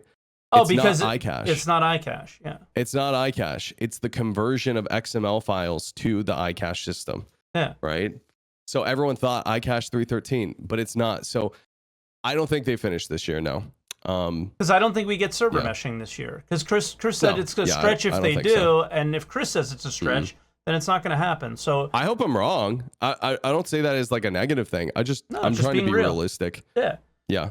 And that's the thing is like, so setting that expectation for yourself as well as everybody that listens and all that stuff, that like 2021 isn't going to look much different than 2020 did from that standpoint. but there might be a lot of cool little things that they add to the game. Like they're talked about medical gameplay a lot. They've talked about a couple other things that might be really interesting. I think there's going to be a lot of cool stuff. Yeah. And I don't know if they can really add another planet or a jump point or anything without this stuff happening. So for me, it's taking, and I think what was so great about 2020 and what could be really great about 2021 was all the things they did were the little things that are going to make the game more engaging, more immersive, more fun, more unique than it would have been if they didn't take the time to do those little details that they've been doing over the last like year and then throughout whatever will happen this year. Things like the little tractor beam or reputation or actor status and being cold and hot and hungry and thirsty and all these little things. Hunting got a little bit of an update. Yeah. You now can't track people out of comms, which is a huge improvement. Yeah, exactly. So I know that's small, but it's not. It's big. And you know what area they're in. Like, okay, the only bounty I did after you told me was that clip I sent you of me just failing miserably, which is like the best thing ever. I'll link to that in the description for the people watching on YouTube. But I knew I had a bounty at Microtech.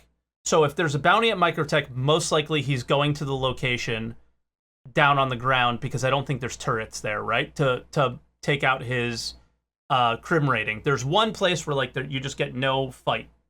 And that's where it was. So I went right to him, and that's where he was. So I go down, and I just failed miserably killing the guy. It was like the biggest disaster ever. I try to shoot them. They're in the elevator. I'm outside of the elevator. My bullets don't hurt them. Their bullets don't hurt me. Then I shoot myself with my own grenade launcher. It was a disaster, but it was a lot of fun.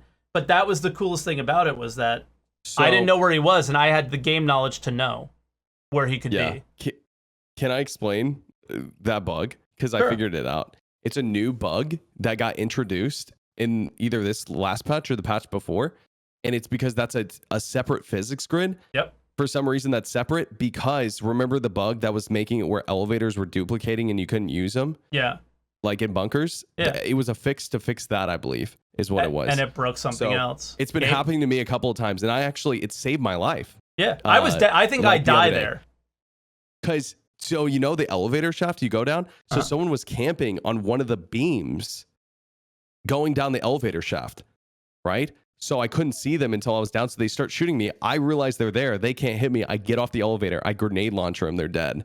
So it worked in my favor, actually, the opposite of what happened to you. But it was funny, though. It's, it's so funny. It's definitely a very interesting bug that needs to get looked at. But I didn't know it was happening to anyone else until I saw it happen to you. It used to happen in the start when the Starfarer first came in and we did like FPS missions against each other in it. It would happen there. If you shot in towards the ship, it was the same thing. So I'm sure they'll be able to fix it like easy-ish because they've done it before. But all right, it is time for some calls. So we're gonna bring on Jules Nice to the show, and I just have to change the cam, and there we go. Jules, welcome. Can you hear us? You've been waiting a while, so they might be AFK. Jules? Yeah, hey, how you doing? Can you hear me? Yes, thank you so much for waiting. I know you've been waiting a while, dude. Thanks a lot. Thank you. So what do you have to say? You're on with me and CaptainBerks. Oh, man. A few things. I've been waiting a while, so pardon me. No, you're good, man. Putting down some screens. But first and foremost, listen, I want to give a huge shout out to you, SaltEMike. I see you in the YouTube comments. Big fan, man.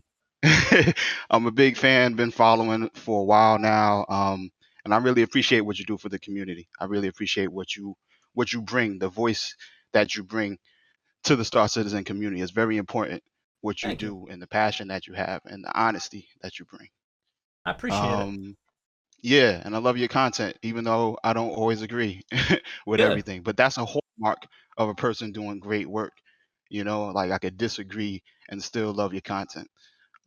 So shouts out to you, CaptainBerks. I joined you actually about a month ago. We took on like a bunch of Idrises. Whoa, hell yeah. Yeah, it was like 9 Idrises. It was crazy. That was crazy. Yeah. Yeah. So, but I've seen your content before, your Twitch, and you are just a cool dude. Like Thank you, man. you keep it mellow, you keep it real positive, and I really appreciate that. So Thank you, shout man. out to I both of you appreciate guys. that. Thanks. Yeah. So yeah, a couple of things I want to say. First of all, you guys caught me at a great time. I'm literally tired right now because I was up until about 4:30 a.m. last night playing Star Citizen, and I gotta say, it was one of the best experiences, one of the best full days of playing Star Citizen that I've ever had. What were you doing? Uh, well, I started out with the Xeno threat mission in the Hmm. PTU, which I think is great. I got to tip my hat to Sig. This, in my opinion, is a true event. Yeah. Um, I didn't think that the mask stuff were real events. I hate to say it, but I Can you really felt that they conga were. line Xeno threat? I'm sorry. Can you conga line the Xeno threat event? We need to know. Like what makes it good, or Oh No, no. no, no, no, Do you no. remember the Can you mask conga event? line the Xeno threat event? People were conga lining and shooting each other oh, for the conga mask. line. Yeah. Gotcha. Yeah, you can't do that. Can't do Hey, that. kinda. You know, you conga line the boxes onto the ships. True. Yeah. Oh, that's true. That's very true. But yeah, I felt that the mask events were a bit lazy. I think they were kind of lazy filler events to cover up the lack of CitizenCon. Ooh, I loved it. And yeah, and I mean, PvP stuff, it's always good. I just thought it could have been done a whole lot better. It could have been organized a whole lot better. It could have just been a lot more meat to it. Mm. And it was real simple. So I just kind of hesitate to call it great.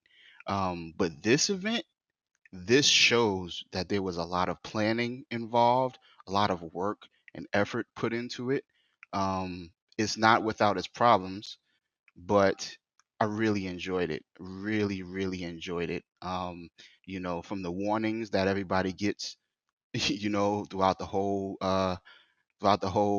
Stanton system on all of the billboards and stuff, the audio cues that come up when you accept the mission, um, you Yeah. know, all of the different things involved, all of the different tasks involved in the mission, how it basically, I feel like it's focused towards being a very PvE centric kind of event, but it's like co-op, right? So you have to kind of get together and Yep. work together. So it brings the community together. It brings players together. Um, so on that note, I will say that I do disagree in terms of like the PvP aspect of it. I think there should be PvP, but I really do think that they need comm arrays around the rec sites. Mm. So at least you Um, send the PvPers to prison? Because there has to be an end, right? It has to So, stop. yeah, yeah. yeah, no. But here's the thing: comm arrays don't automatically equate to all of that because they can take out comm arrays, Yeah. right? So Right. see, that's You the thing can't is take like them I'm out not. around Jericho. I'm sorry. You can't take them out around Jericho. There's no comm array. It's just naturally calmed. Oh Oh, because wow. Oh Jericho yeah. Yeah. See, is the comm array.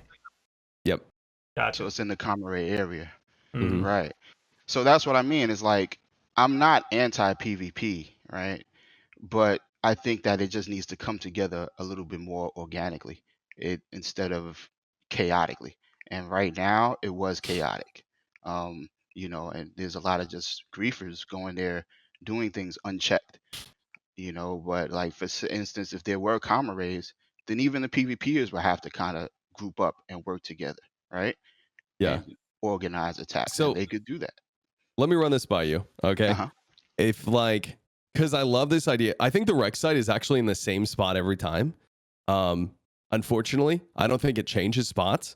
Um, or else like, so if a PvPer couldn't take, or whatever, someone who is red couldn't take the mission, I kind of really like, I get what you're saying, and I do agree with you, but I kind of like this idea of like going to this, this spot that's like no comms, it's in the middle of this gas cloud, you can't see anything, and then all of a sudden it's like, it's basically no man's land.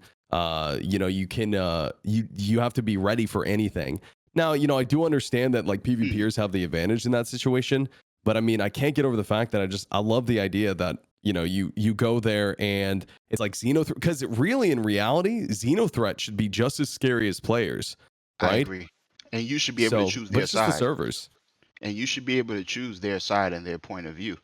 I agree with everything you're saying. The only thing that I guess my main problem is that the people who do start causing chaos, there's nothing to identify them. Hmm. If there was something to just identify them and keep them from being the same blue targets that you see scattered around the rec site, then I think, I wouldn't really mind anything else. Are Um, they? Are people not red because they're out of comms? I thought that was only at like places like Grimhex or Levski. There was a that's the red thing. at mine that was a player. Yeah, I think that they have to be under the influence of another jurisdiction that allows crime to be Right. blue if they're criminal. I think. I could be wrong. Right. So like basically if they show up as blue and they start causing chaos, they stay Mm-hmm. blue. But if Mm-hmm. they show up with a crime stat, I think they'll show up red. I I think. understand. I understand. I could be wrong. But I do agree with everything you're saying in terms of, and I agree with that idea too, in terms of, hey, if you're a criminal, you don't even get the mission, right? Because like why would they broadcast that to open criminals? What if, as part of the mission, you could turn on like a beacon or something, and that turned on, like, you know how you activate the generator to open the door Yeah. in the back? You could turn on some sort of beacon that like gave the UE like the ability to A, jump to your location and give you backup, but B, it could like give you like some sort of like small comm area so that you could be like, I guess, like under the influence of the UE there, you know? Yeah. That'd be kind of cool. That'd be like another aspect. You know, you have to get there, secure the area, and turn on comms so that like the UE knows what's going on. That'd be kind of cool. Or even summon backup if they have the ability to put that in the game. Yeah. Like PVE, NPC backup, what I mean. Yeah, that's what I'm saying. Like the UE, Right. you turn on the comms, and then the UE jumps to your location to help you. To help. Yeah, That would be and great. also it would be like, I guess, under comms, so could be cool. Yeah, I mean Yeah. that's the only issue that I have is that when you kill somebody that's a red, you would want them to end up in prison or like other games have like some form of stat loss, something like that, where the fight does have an end and it's not this endless thing of them just constantly coming back. And because again, So that one part of the mission is sit there, stand still. So it becomes like fighting them off. Right. Okay, we fought them off. Now, because that's how the mission works, right? You fight off the NPC players, then you clear the wreck. But because players are able to go there and they can just come right back. They can keep coming back. So that's what prison is supposed to replace. But I agree, but it's so like, what do you do in a situation like Pyro then?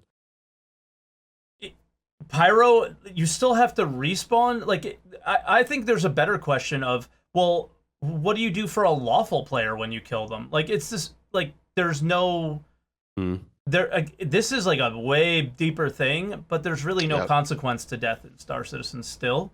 And that's really what it comes down to. I don't think it's really a red versus blue thing. It's just in general, the game just isn't ready for it yet. And Pyro is a no man's land. So I think, when you go there, you should expect to listen. If you see any other blue ship, you better get your guard up. You better contact them. You better watch them and watch your back. But however, in this situation, it's like we're supposed to be going and completing tasks to help the UEE and such, and we can't even identify who the griefers and the clowns are. So it just causes chaos.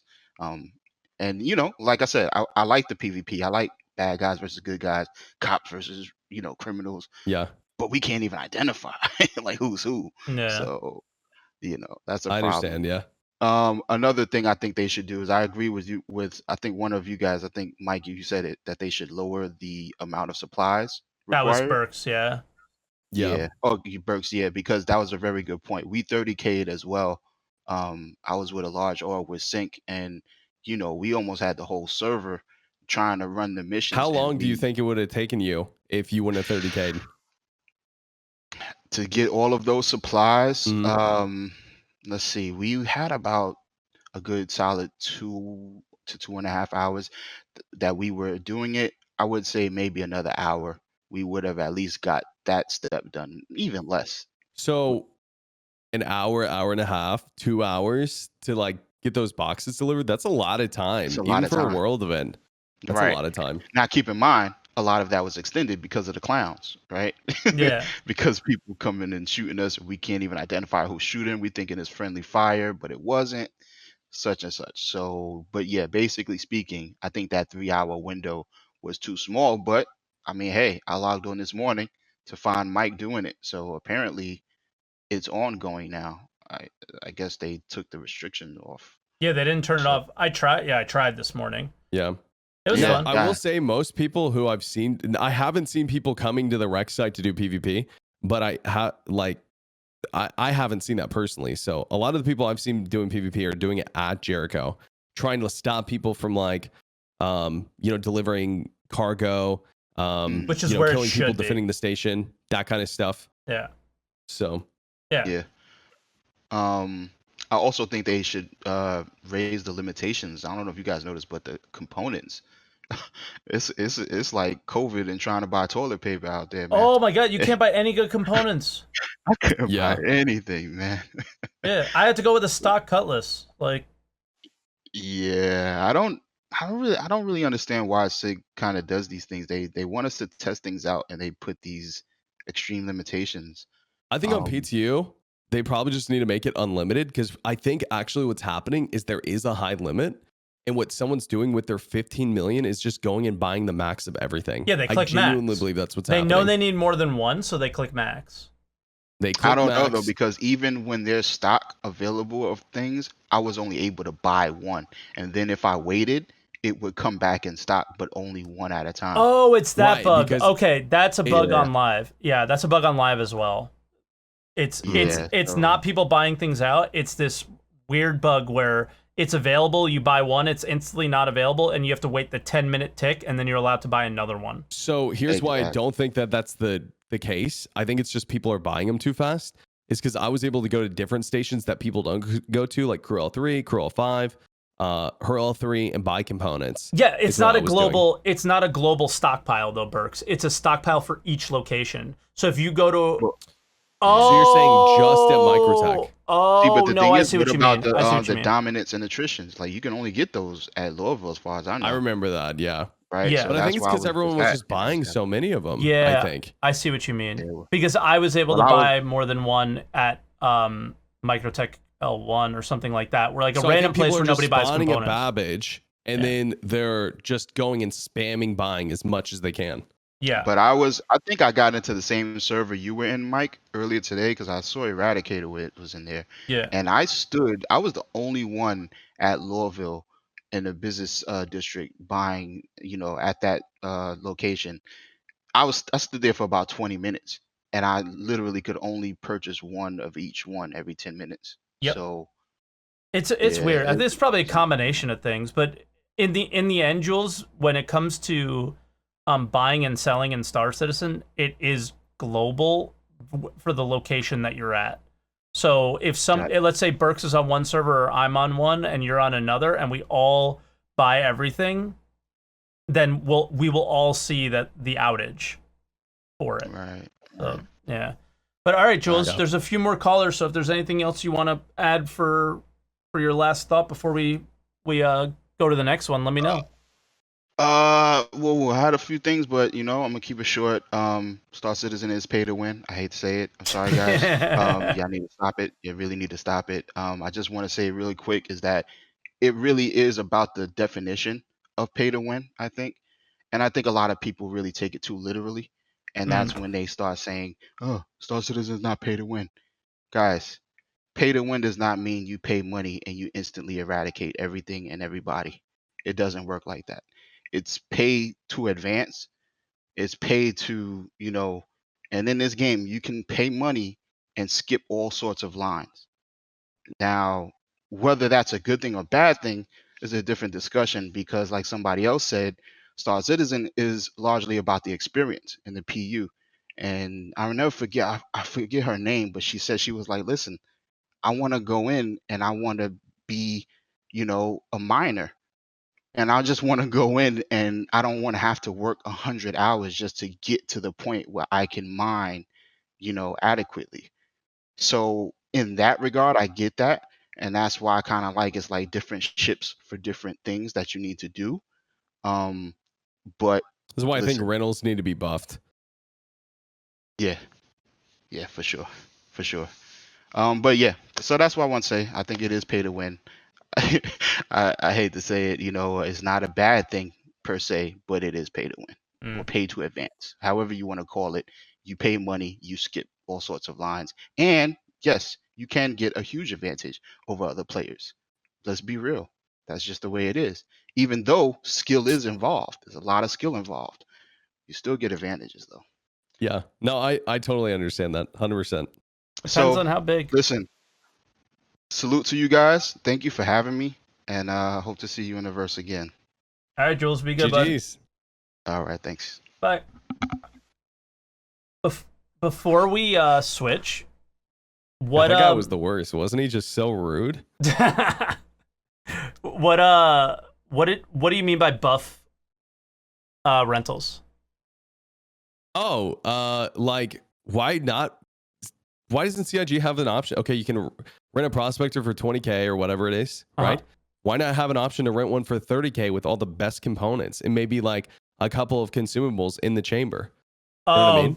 God, Or no. like even 45K. No. Rentals Why? break the game. Because then you don't play What do the you game mean? ever. When will you ever... Okay, if you buff rentals in that way, when will you ever buy ships? People will absolutely buy ships. No, 'cause then you don't not for have real to- money. It's like leasing versus buying. But you don't... Okay, you don't lease... Okay, let's say you lease a Honda, right? You lease a Honda Civic. You're not leasing it with the and the spoiler and the body kit and the this and the six But you monitors. could lease a car like that. No, you can't. You could. You cannot lease from the you dealership could like lease that. like a Ferrari. No, that's a Ferrari. That would be leasing a M50. But you're leasing you want to lease it, but then put all like the sick shit like on a construction vehicle. Yeah, you could do that.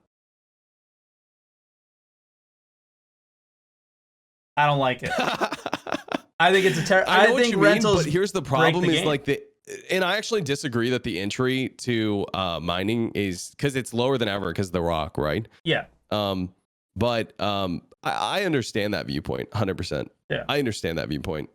Rentals are really problematic wanna mine. for progress in the game. I think the solution is entry level ships, and I think the Rock does that for every aspect. So I think the Rock does do that, and it's so really cheap. entry level. And I think the Rock does that when salvage comes in. Everything there should be really, really entry level things into it to find out that that's what you really like and enjoy. But Yeah. I have my like real big gripes. Do you think about rentals renting. should be more expensive, or they should just go away? I like maybe a little bit more expensive, but also I like the idea that you can't swap the components. Because if you rent a car, you can't swap anything on it. You got to give it back. I understand. The way you got it. I mean, I'm not typically swapping my own components out in my car, but even I if mean, I hey, own it, I swapped but my I tire out understand. yesterday. Like you're allowed to mess with you're allowed to mess with your I car, but think you're not allowed that by contract to mess with rentals- the rental. Yeah, I think rentals should just be expensive enough where if you don't buy it, you're making a mistake. Because at some point it will be too expensive to rent. Yes. But it's like I don't think rentals are like I think rentals are in a pretty good place in my opinion. 30K a day for a Cuddy Black, versus 2 million to buy it. I think most people would rather own than rent in Star Citizen.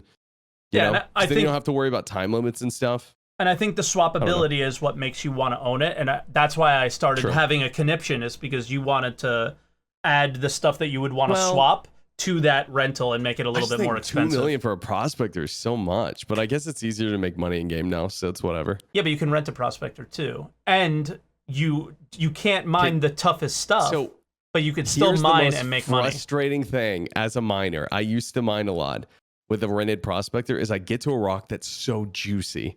And I'm like, oh, this is it, boys. This is the gold mine. This is what we've been waiting for. And I start going and I full power, and then it just doesn't, the bar never goes up. So, I mean, I guess just have a buddy. Guess what? They fixed that. They did? Sort of. So the one mistake they made is that they, on the rental prospector, the main laser now has one consumable slot. So you can use a surge as that consumable slot, and you might be able to break the rock. Are you okay with using consumables? Yes, but you can't add a consumable to a rental yet. So they need to fix that. But other than that, it's not bad.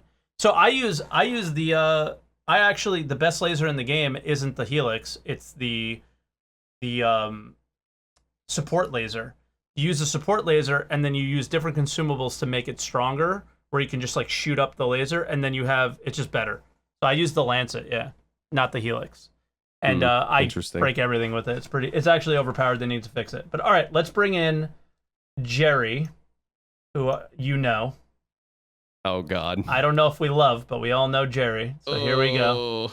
Whenever he comes in, he roleplays so hard. So he's got something already prepared, and I'm stalling to make sure he has his script in front of him, because I know what's going to happen. All right, here we go. Jerry, welcome.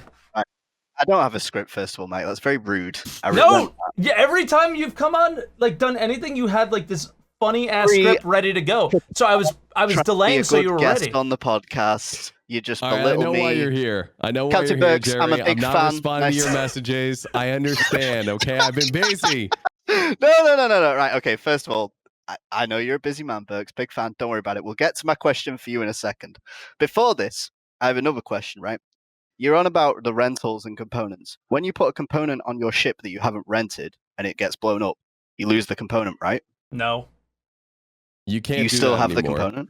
You can't do that anymore. You would lose the component, but the way that you did that was it was basically you would not exploit, but you'd go into your hangar, like literally your hangar on the main menu, and then change your component and then go into the game. But he's right that you used to be able to do that, Mike. I don't know if you knew that. No, so if you put a component on a ship which you own in game, not rented, and you die, you still have that component applied to your ship now. Yeah. Right. Okay. Then you should 100% be able to do it in rentals. Why not? I agree with Berks on that one. It would be conflicting if you owned the ship and you put the component in and then your ship blew up and you lost it. But if you still have that component on a ship that you own, then why shouldn't you do it? Because then you can test out components from a rented ship as well without having to buy it and apply it onto your own ship. That's what Arena Commander's for, which is a video game inside the simulated world of Star Citizen that you should be able to join through the Star Citizen game and play Arena Commander against your friends. I think the point of renting is to be immersive in how the real world works. And renting, you go to the rental company, you ask for a vehicle, you get it, you sign a contract, it has to come back in the same condition in which you bought it. So you can't change it. Yeah, for me though, the rentals is supposed to be like, here's a taster of this ship, right? This is what this ship or this vehicle can offer for you. So why not do that for the weapons? Because at the minute, it's so vague on what any weapon does. You have to go onto a website to try and figure any of these stats out. Like, if you can just say, hey, rent this for a bit cheaper, and then you can figure out which is best for you without having to shell out all the UAC to get it, I feel like that's a nice workaround while you don't have those stats front-facing for the player. Jerry, if Luke just had one more designer, he would have been able to put that stuff in game where we can see what the components are. Look, if only I had one more designer. Okay, I'm going to go UFC questionnaire roleplay now for CaptainBerks.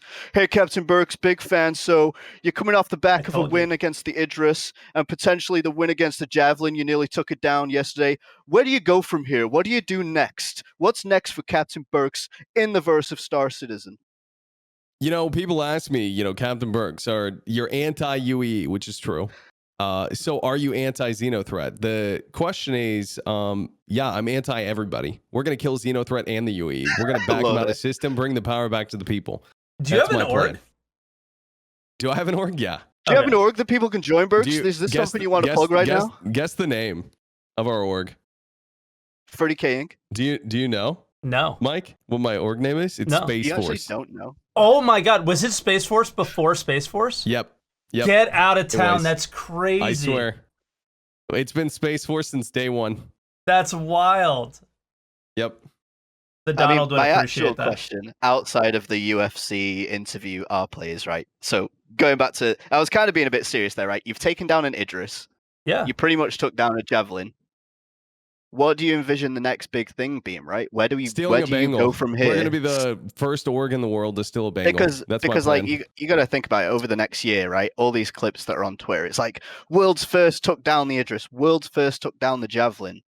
The Javelin's like a massive ship. Like when you think of the lineup of ships, what's next? You've already done all the world firsts. No, we can go underwater soon. What if world's first takes down the world's first submarine? The $10,000 submarine that somebody has to buy or whatever. Yeah. So we actually had a conversation about it, and it's the reason why I didn't put anything in my title yesterday. Is like I think world's first is kind of silly.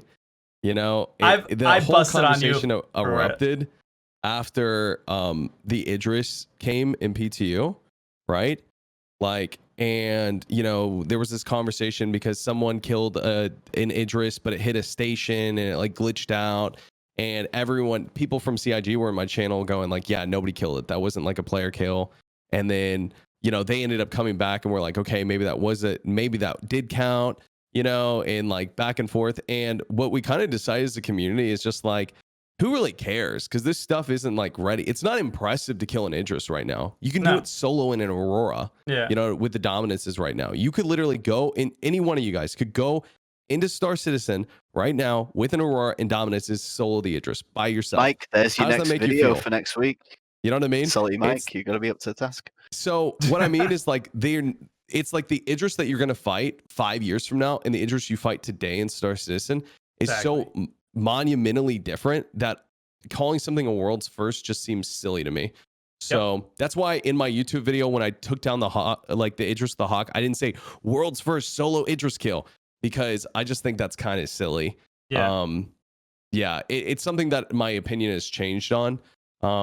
So I mean, of course we want to try to do it first just because it's fun and it's a challenge, but it's like, it's the perspective needs to be there for like, I mean, the challenge.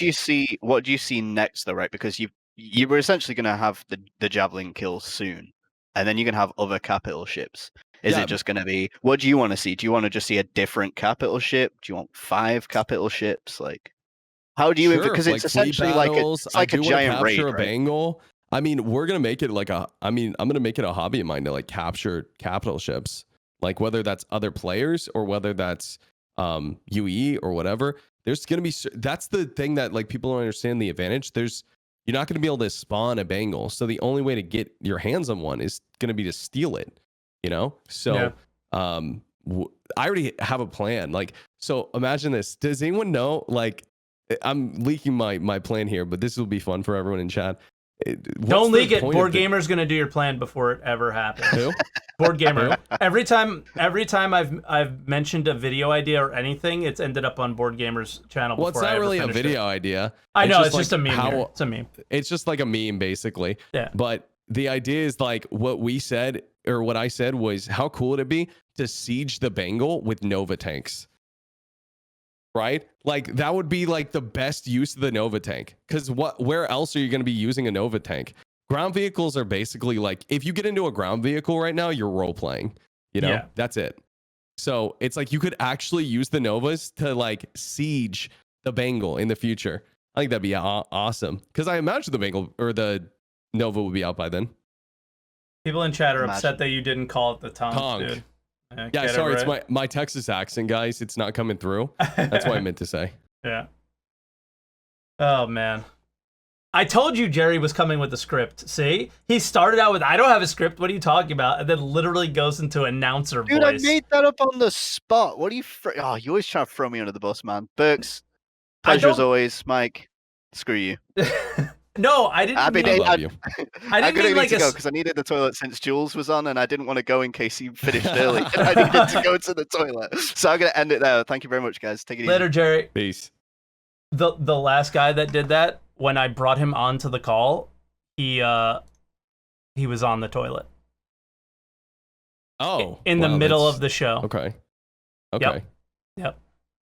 It happened. It wasn't perfect. It was horrible. All right, Bad Words is here. We got Bad Words and one more. If it makes you feel better. What's that? I've already been to the toilet, so I'm good to go. Thank God. All right, Bad, what do you got today? You're on the line with me and Berks. By the way, I don't really follow you too much, Berks, but I do know about That's you. good. I watch occasionally. It is good content. Thank you, man. Just to go back, I guess we're going to do the Wayback Machine since people haven't talked. I guess we'll talk about your discussion about the backers and the backer goals in the Star Citizen Squadron 42. Berks, are just to bring up. I mean, Berks, you're a 3.0 backer. 3.5. Yeah, because he said 2018.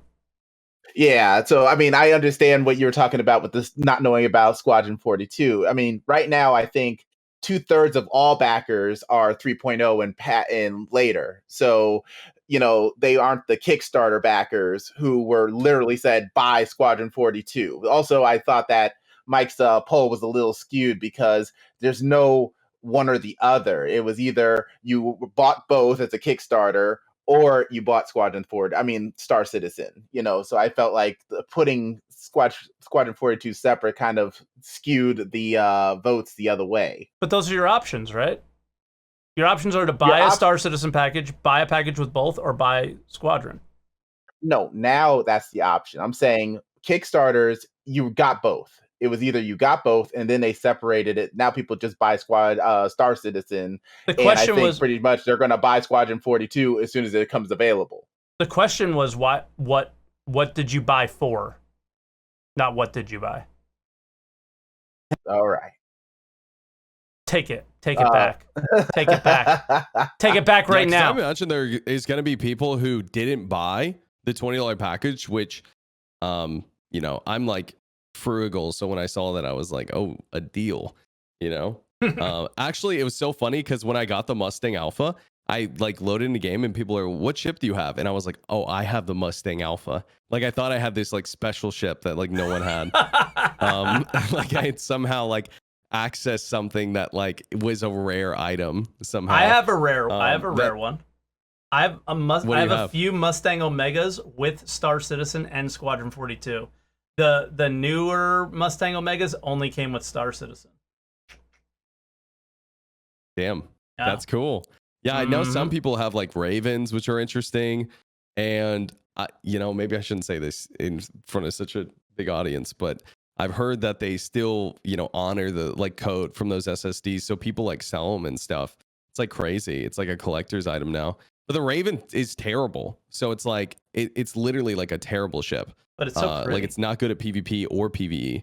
Like it's actually awful. So the only reason to own it is because you want it. Then there's like the Stark Hidden, right? That's like I think the most rare because you literally can't get it anymore.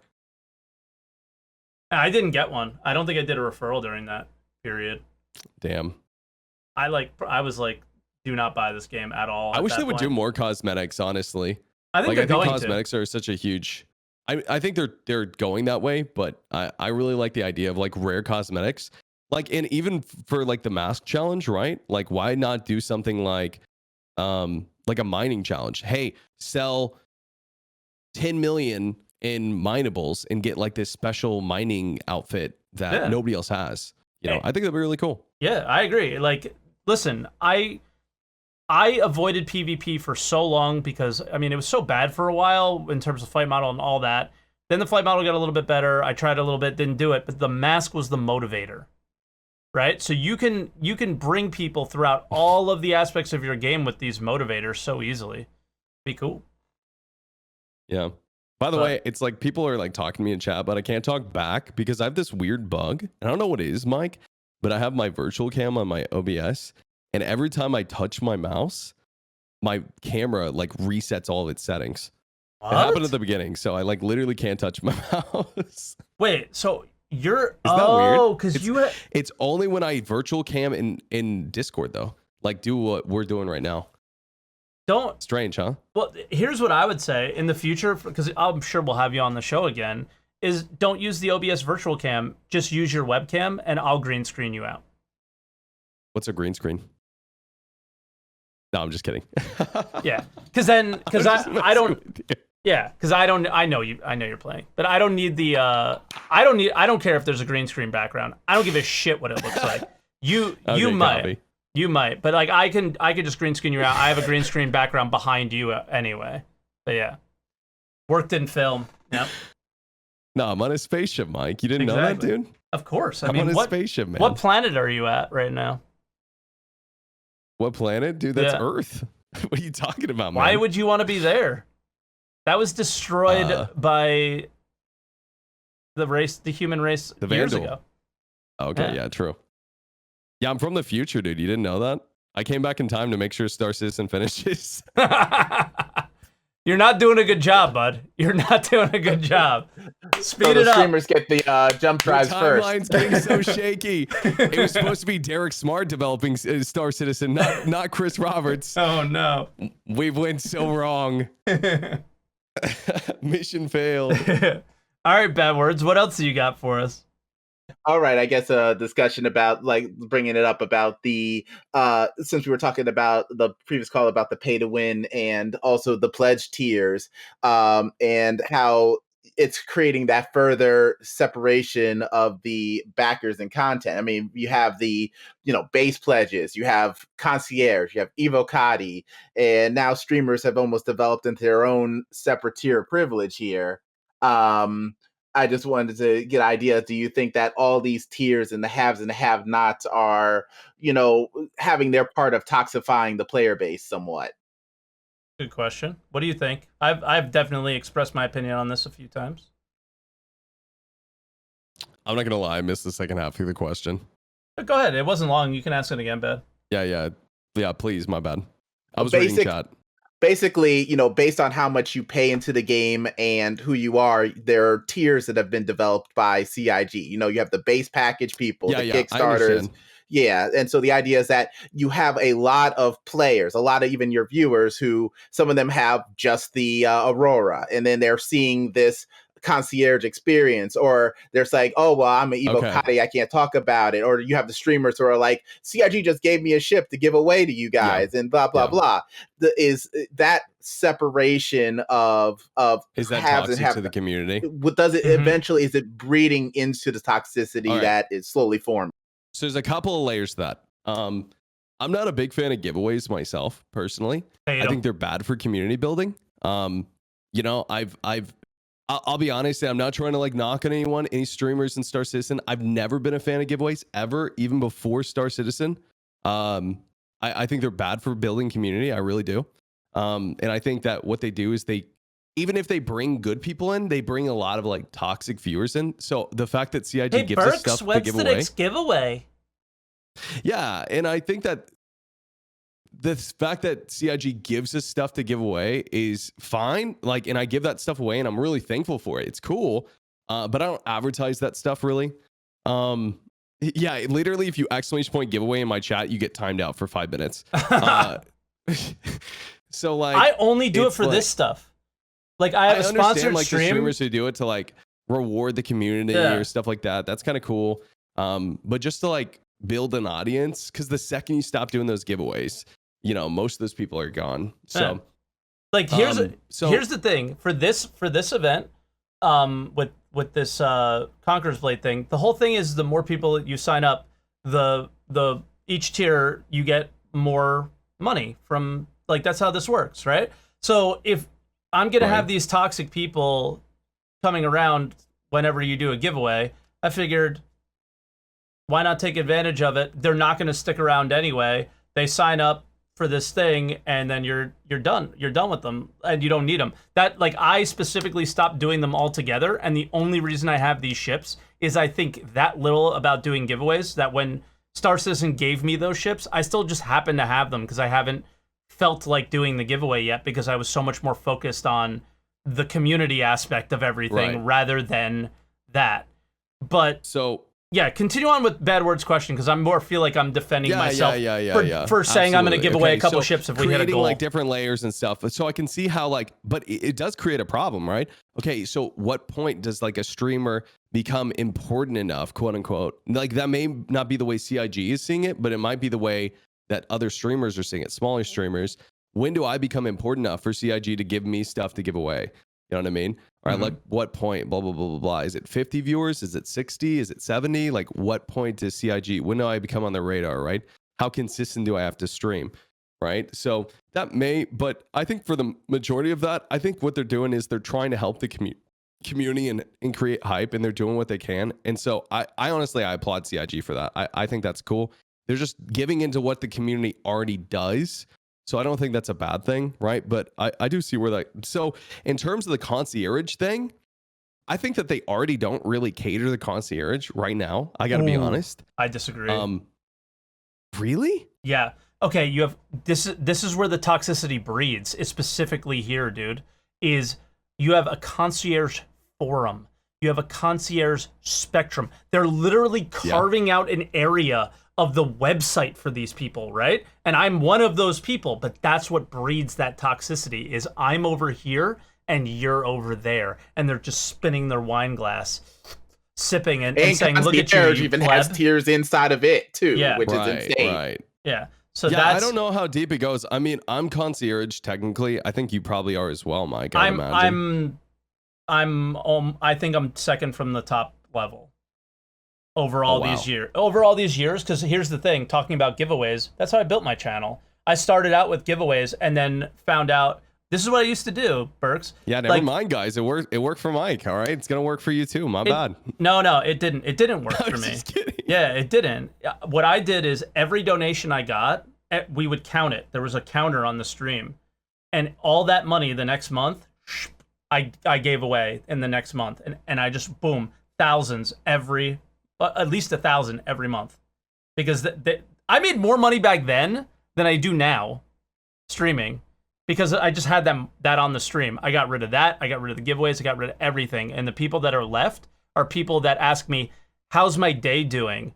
Oh, I heard your wife was having a rough time. Is she doing okay?" Those are the people that are left around. Those are the people that I'm happier here, right? And that's why I got rid of all that stuff. But that's why I'm the concierge level that I am. My account is barely concierge, I think. What's on my account?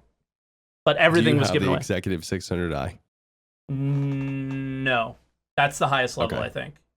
Oh, really? Okay. Yeah. Interesting. I have the I was just wondering. Both of the F7s or whatever the fuck. Oh my god. Yeah. Whatever that is. Damn, that's what I have. crazy. Yeah. So I do think that it could create like, levels or whatever. But I mean, look at the Million Mile High Club. I got access to that the other day through referrals, and it's so underwhelming. It's like you walk in and it's just like, it's like 10 years old. It feels like, because there's a bottle. The bartender doesn't work. There's a bottle of liquor in there that has like, it looks like a worm coming out. It's like, it's I don't know. Just, I guess in terms of like in-game content, there's no like, most of this, if you're Legatus, most of the ships you own aren't in the game, like, so I guess I fail to see where the real advantage is in terms of like, do you get, I do understand that there's a concierge chat and whatever, but if like, for example, like concierge support, right? Because I know they do that, is like priority. However, it's like, I've had people tell me, because like even bounty hunting people call me a griefer. They're like, "You're griefing me because you're bounty hunting," and they'll say, "I'm gonna report you to my concierge chat." No joking. Okay, this has happened before. And am I really gonna get banned because that person's a concierge? No. Even if I wasn't a streamer, no. Like, CIG's not banning people because you spent money on the game. It's not happening. You know what I mean? So I just mean in terms of that way. I don't know if like they're holding concierge hand, but I don't know. Maybe I'm wrong.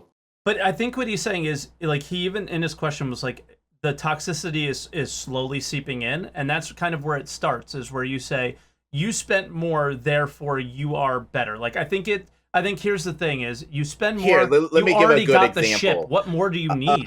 Sure. The 890 jump when it got released. You remember the Yacht Club, the ultimate, the first ship that of ultimate luxury and prestige added to the game. Yeah. And the minute someone saw a Yacht Club person, there was a whole bunch of let's destroy them. Let's just destroy their boat the minute it spawns. Yep, it goes both ways.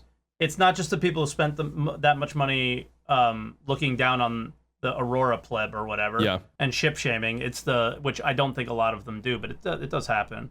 But it's the other way around too. Okay. I understand that. And I do think that there is. But I mean, how do you stop that? Yeah. I don't think you can. I think No. there's always, in online gaming communities, there's always going to be toxicity. There's always going to be, you know, drama and like this, that, and the other about, you know, this org did that to this. And it's only going to get worse as the game gets bigger, to be honest. But I mean, what you do is you just like, you know, you go against the grain and you just ignore it, to be honest. That's what I do, at least. I mean, it's just like, I don't know. I just try to approach, I don't know. I just try not to, I guess, care what other people think in Star Citizen, even if they have spent more money on it. I just don't know. Like, I don't know what the solution is to a problem like that. But can it cause toxicity? Absolutely. And I think that the people who are causing toxicity because they have spent more money on the game, those people are just going to innately think that, right? That's a mindset that they had before they came into the game. Yeah. And the people who want to hate on the people who spend a lot of money in the game, it's the same way. Yeah. You know? I joke about it because it's fun and it's funny.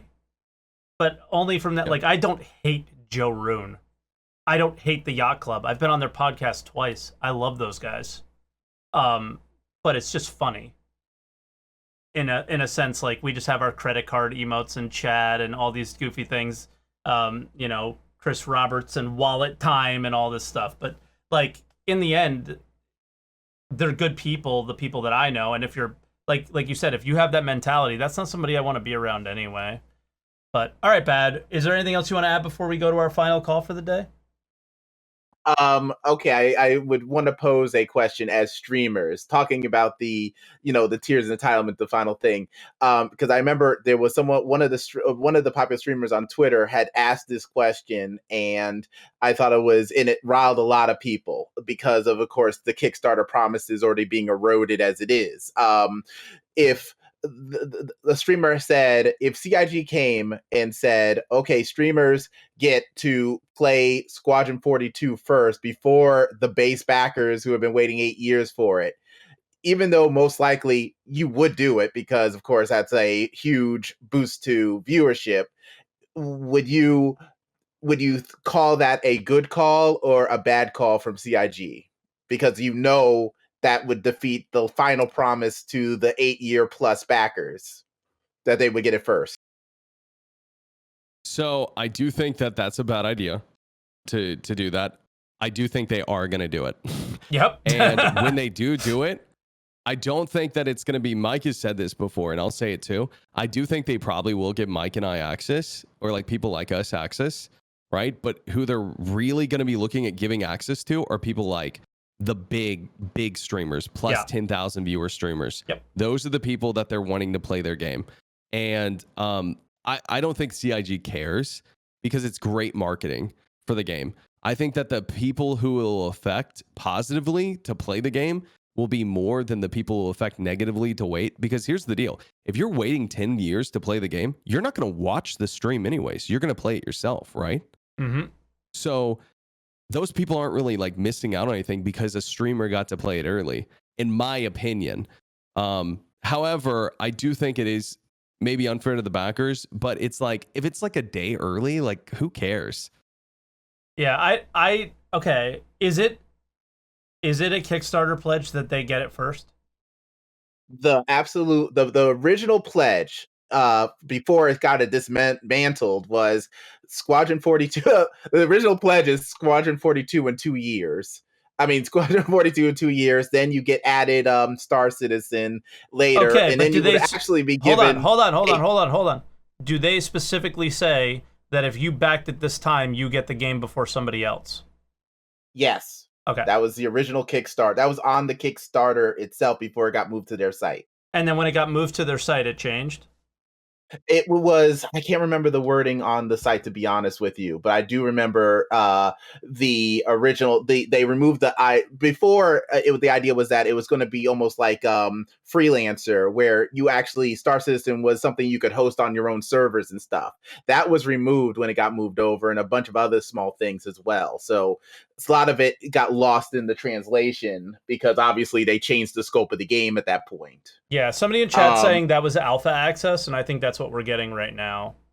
So I don't know if that's really the case. And in the end, I agree 100% with Berks. Is I don't think we're really going to benefit. Well, we might benefit because we're probably going to get a lot more viewers, but I think the people who benefit are actually the original backers, because more money influxed into the game, more people interested, more people buying, more people to play with in Star Citizen. There are a million more positives than negatives. And if you're spending a lot of money on the game for the right reasons, like trying to support its development, you should want to support it in all facets, which is any form of advertising for the game, anything, whether it puts people like streamers in a position where they're maybe a little bit higher on the totem pole than you are, right? And that's just how I think about it. And you know what? At the same time, and I'll say it if I don't know if Berks is comfortable saying it, but like, I wake up every day at 6 o'clock in the morning. I work a full-time job. I have a wife. I'm here every day doing this. And if they do want to throw a little bit of a benefit my way because I'm here playing the game all the time and they actually appreciate me for doing that, I'm never going to say no. You know what I mean? Like, yeah. Why would I say no to that? You know what I mean? Like, this is my livelihood and this is like my career. And at the end of the day, as much as I love the Star Citizen community, like, why would we say like, if Mike said no to like playing Star Citizen early or Squadron 42 early, if they offered it to him, he's saying no to money and opportunity. You know what I mean? Because like right now there are, as far as I know, there are 2 full-time content creators on Star Citizen. Okay, that's it. Because the community just can't support it yet. No, you know, because which is why I never quit my job. Community. Yeah, it's myself and Captain Richard. That's the only people I know who are full-time. No. Who are making full-time money, I guess is what I should say. Because I know some people go full-time because they have like savings or whatever. But aside from that, it's like the community just can't support content creators the same way like Tarkov or whatever can. But I fully believe that once the game does finish, whether that's like 5 years from now or 10 years or, 2077, I don't know. Well, you actually do know you're from the future. Creators. Yeah. And I think that, wait, what? You do know you're from the future. I do know, of course. You're just not telling us because it would ruin the timeline. He's wrong, dude. I'm not the biggest. Mike becomes the biggest content creator for Star Citizen. So I'm just here to boost him up. But, I think people like Mike and like some of these other people who are like content creators now will be able to go full time if they want to. But it's like opportunities like that are going to boost us up. So can't say no to stuff like that. You can't say no for the principle of, this is what it was back then. And to be honest, I don't know what it was back then. And I mean, again, like I said, if you're a true fan of the game, you should want it to be successful in any way. And by giving a Co-Carnage the game early to try it early for a day is something that, like how about this? Is if they only gave it to, like, let's say, a Star Citizen streamer that averages over 200 viewers and not Co-Carnage, I would be upset. Yeah. Because that wouldn't make sense. That wouldn't make any sense. Yeah. But if they did it and they did it in a way that benefited the long-term supporters of their game from a streaming standpoint, regardless of viewership, as well as people that are going to benefit them and by showing Star Citizen to their audience, then I have no issue with it whatsoever. But I see where you're coming from. Like, just from that toxicity standpoint of the way this community is starting to go, I think it really just comes down to bad words that we're on the internet. And it's just how it's going to be. And there is no avoiding it. The difference with this game than other games is, like we mentioned earlier, is that concierge aspect, and the tier is monetary, and it creates a scenario where you try to escape your bad situations in your life through video games, and a lot of the times your bad situations are monetary. Like, oh man, I don't know how I'm gonna pay this bill this month, and the last thing you fucking need is some concierge guy telling you that your Aurora is a piece of shit, right? Which I don't think really happens that often, but I'm just saying, like, that aspect of the game, I would like to see somehow changed. But I don't think you could just like close the concierge forums and say, wrap it up, guys, sorry. So it kind of is what it is now. But I think I do think that is a source of some of it, but I don't think it's this big, huge, overarching problem where, like, you know, we need to raise our pitchforks and say this needs to stop now. I just think, like Berks said, it's those people are going to have those attitudes because they had them already, you know? All right, so I just got one smaller question that doesn't take like 10 minutes for you guys to go on about before I go. We're streamers, man. We talk. I don't know. It happens. All right. Real quick one, just from an aspect, since we were talking about, progression runs and stuff. I know, Mike, you've done several like 0 to hero runs where you'll start with an Aurora and build up naturally in the game to progress to kind of see if it's done. Berk, I'm not too familiar if you do that too, but the question is, as you know, that's time consuming, and at first viewers are into it, but then it gets boring. How, as far as content, as much as it's really interesting for new people to see their auroras and stuff actually work, is it good or bad on a streamer's front as far as your audiences, or it's like a hard sell sometimes to sell them an Aurora and say that's the ship you should buy? No, I mean to spend that much money. I mean to spend that much time as a streamer doing like a 0 Aurora run versus doing something that is more popular, like the PvP runs or just mining in a super ship or something. Go ahead, Berks. I was just gonna say I actually did one really recently, and a lot of people are really excited to see it. Yeah. And everybody enjoys it when like, I do it. I think it's actually super easy to be a starter ship in the game right now. I was doing very hard bounties, the PvE bounties in an Aurora. It's totally possible, and people are really interested to see like how I was grinding up to my first ship. So once I got the Hawk, which was my first goal, which is 1.2 million. After that, I was even kind of getting bored in the sense of like doing the same thing over and over again. At that point, I was ready for something else. So I started like player bounty hunting is what I did, even on my 0 to hero account. So yeah, I think that it kind of pitters out after you get your first like win. Because at that point, it's just you're playing the game everyone else is playing. You're not 0 to hero anymore. Yeah. I was going to start one. I did start one. And then that was the first day that I had that issue where you could only buy one thing at a time. And I was like, well, can't do it. So until they fix the shopping service, I'm not doing one. But I agree. Like once you get the first win, it kind of dies because it's like, again, the game is really repetitive still. So until we can remove that repetitive nature of it and have more unique experiences with dynamic missions and stuff like that in the future, that hopefully we get this year, then I think they'll be a lot more fun. And I think that thought bad words is that they're kind of boring is because the game is inherently boring. It's what you make of it, but the game at its base is still kind of boring, and that's what you're doing. You're actually playing the game at its base at that point, and there obviously needs to be a few things. But anyway, let's let you go, bad words, because we've been talking for 2.5 hours when I told him at most will be 2 hours. So he's probably like, what the hell? I need to go. Me? Yeah. Thank you very much for having me on. All right, dude, Pat, be good, buddy. You're gonna have to end this stream without me. I'm just wondering, like, oh shit, is he does he need to go or something?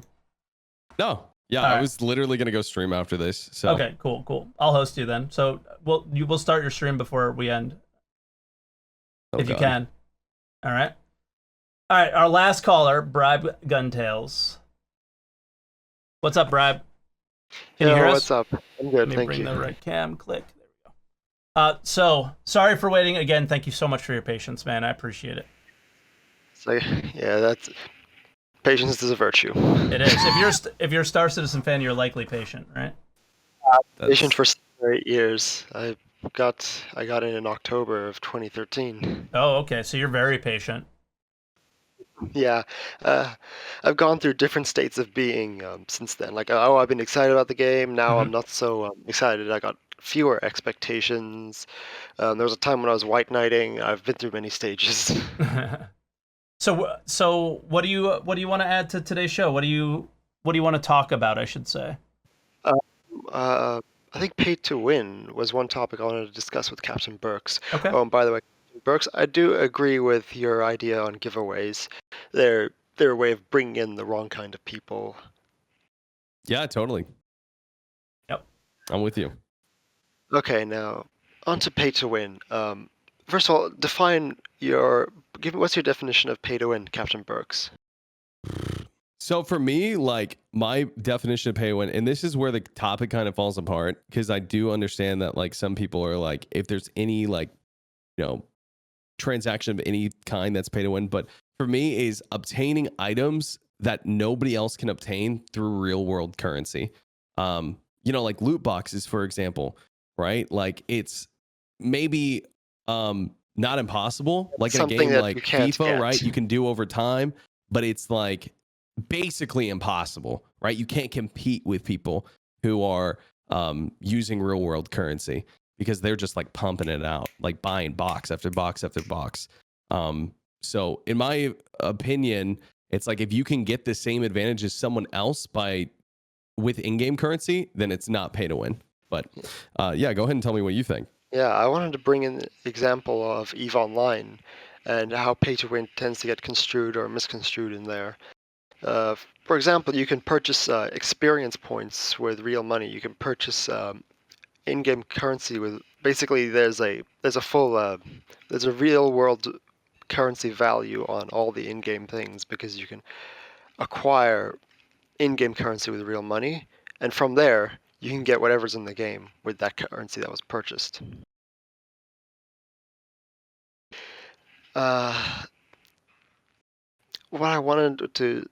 big takeaway I wanted to highlight through all of this was that in EVE Online, it's possible to go from day one, starting with nothing, to day two. You have the biggest, most powerful ship in the game. You have all the skill points, but that won't let you win if you don't know how to use it. I agree. Yeah. So if you let's say you buy a Sentinel right now, which is arguably the best fighter in the game, right? And you're a new player, you don't have any experience. How are you going to beat me? I could probably beat you in like pretty much any ship. Honestly, even in Aurora, I could beat you if it's upgraded, especially if you have stock components. If I upgrade my Aurora, I bet I could beat a stock Vanguard Sentinel, which I would say the Sentinel is probably the most OP fighter in the game right now. Yeah, and you say the Vanguards have very good maneuverability for their size. Mm-hmm. Yeah. If the pilot in the Sentinel is really good, maybe they'd be able to somewhat outmaneuver the Aurora, but that's pushing boundaries. Sure. Yeah, I think that the player experience, like not experience, but like your experience, also has a huge factor into like because I think everyone agree here. Star Citizen has a very high skill gap in terms of player versus player combat, like that I didn't even know about for a long time. I had no idea that the gap was so high. The mask event, and it wasn't really yeah, and it wasn't until there's components, missiles. I didn't even touch missiles for the longest time because I didn't know what was good, And I educated myself on components, missiles, builds, the way that you move, and there's a lot of like controversy. Like people think like people are macroing and stuff. Which guys, macroing. Let me inform most of you guys, macroing is not an issue. Okay, the issue is that people are desyncing like crazy and the pip is shaking. That's the main issue. Okay, the people who are macroing and actually getting an advantage out of it are like nobody. It's not happening. But they were doing it in previous patches where there was less desync.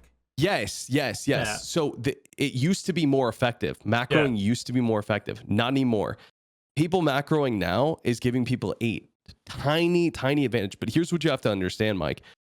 So every time I move my ship, I am moving my ship into a way to coordinate with my pip. Or my enemy's pip. Yeah. So you macroing is actually giving you a disadvantage, right? Because I'm moving my ship in a random way because it's like, up, down, left, right, up, down, left, right, up, down. So what I'm doing is not just moving my pip, but I'm moving my enemy's pip too. So it makes them harder to hit.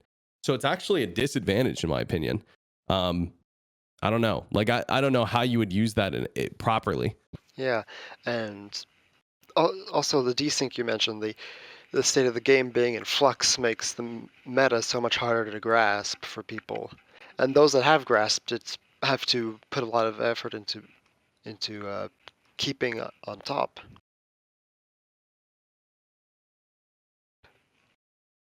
Okay. Yeah, I don't know. What is macroing in this context? Somebody asks. I think you could. I think I know it, but if you want to explain it. So people are telling me I'm wrong, and I mean they would have to explain to me because I've never seen it used to an advantage ever. I've never seen someone ever practically use it in AC ever to beat me ever. Never seen it. And I have played quite a bit of AC. I know I haven't played as much as some people. I've never seen it used in an advantage. However, I guess there could be something I'm missing.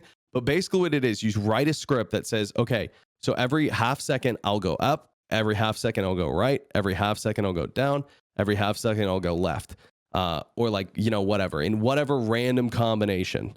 And you would set that on a loop so that basically your pip goes in like this like unpredictable direction that you couldn't imitate if you were doing it yourself. And you can kind of imitate that if you were doing it yourself, to be honest. Yeah. But it just makes it easier. I've seen so you the don't links, have to click Tommy. They're not convincing. They're very controlled environments. Very controlled environments that don't make a lot of sense for the test. I don't know. Yeah, it's weird. So I don't know. I'm not buying it. This isn't the right place for this conversation, though. I honestly. agree. Bribe, what else do you want to add or talk about? I didn't have that much to add. Yeah, I think we can call it quits there. Okay. Yeah, I mean, just talk about the pay to win thing and all that, and I think that's cool. All right, Bribe. Yeah. I appreciate your call, buddy. Cool. Thank you for having me again. Thanks for coming on. All right. Berks. Now he's back. We're probably gonna call it here, but before we do, you know, I normally do this at the beginning, but like, where can people find you? I'm assuming you're CaptainBerks everywhere, but you never know. I am CaptainBerks everywhere. I'm CaptainBerks everywhere. YouTube, Twitter, Twitch. And, you know, dude, if you want to raid someone else, that's cool. I'm going to probably go eat some food, honestly, before my stream. No problem. When you said after this, I thought you meant like right after this. But yeah. Yeah. But, you know, I like PvP. I'm a big fan of PvP and Star Citizen. You know, we like bounty hunting. I do pirating. Even though, you know, a lot of people get mad at me for it. I don't really care. I think it's good content when it does happen. You know, I you know, like interacting with players. We do a lot of goofy stuff. You know, general shenanigans, that kind of stuff. So if you like that stuff, come check me out. I also just like good conversation. We do a lot of talking. Yeah, so I appreciate you, Mike. Thanks for having me on, man. I had a really good time, and thanks for being on. All right, so I will say goodbye to everybody then here. Goodbye, everybody. Thank you so much for watching. Berks, thank you for coming on the show, man. I appreciate it. Again, links for everything for Berks will be below in the description if you're watching on YouTube. As always, if you are watching on YouTube and you want to come on the show and hang out with us and talk about whatever topic we're discussing, feel free to stop by the stream and try out coming on the show, as well as if you're watching on Twitch and didn't catch the whole show, it'll be up on YouTube later today. All right, thank you so much for watching, guys. Again, Berks, thanks for being on. Have a great one. Bye-bye.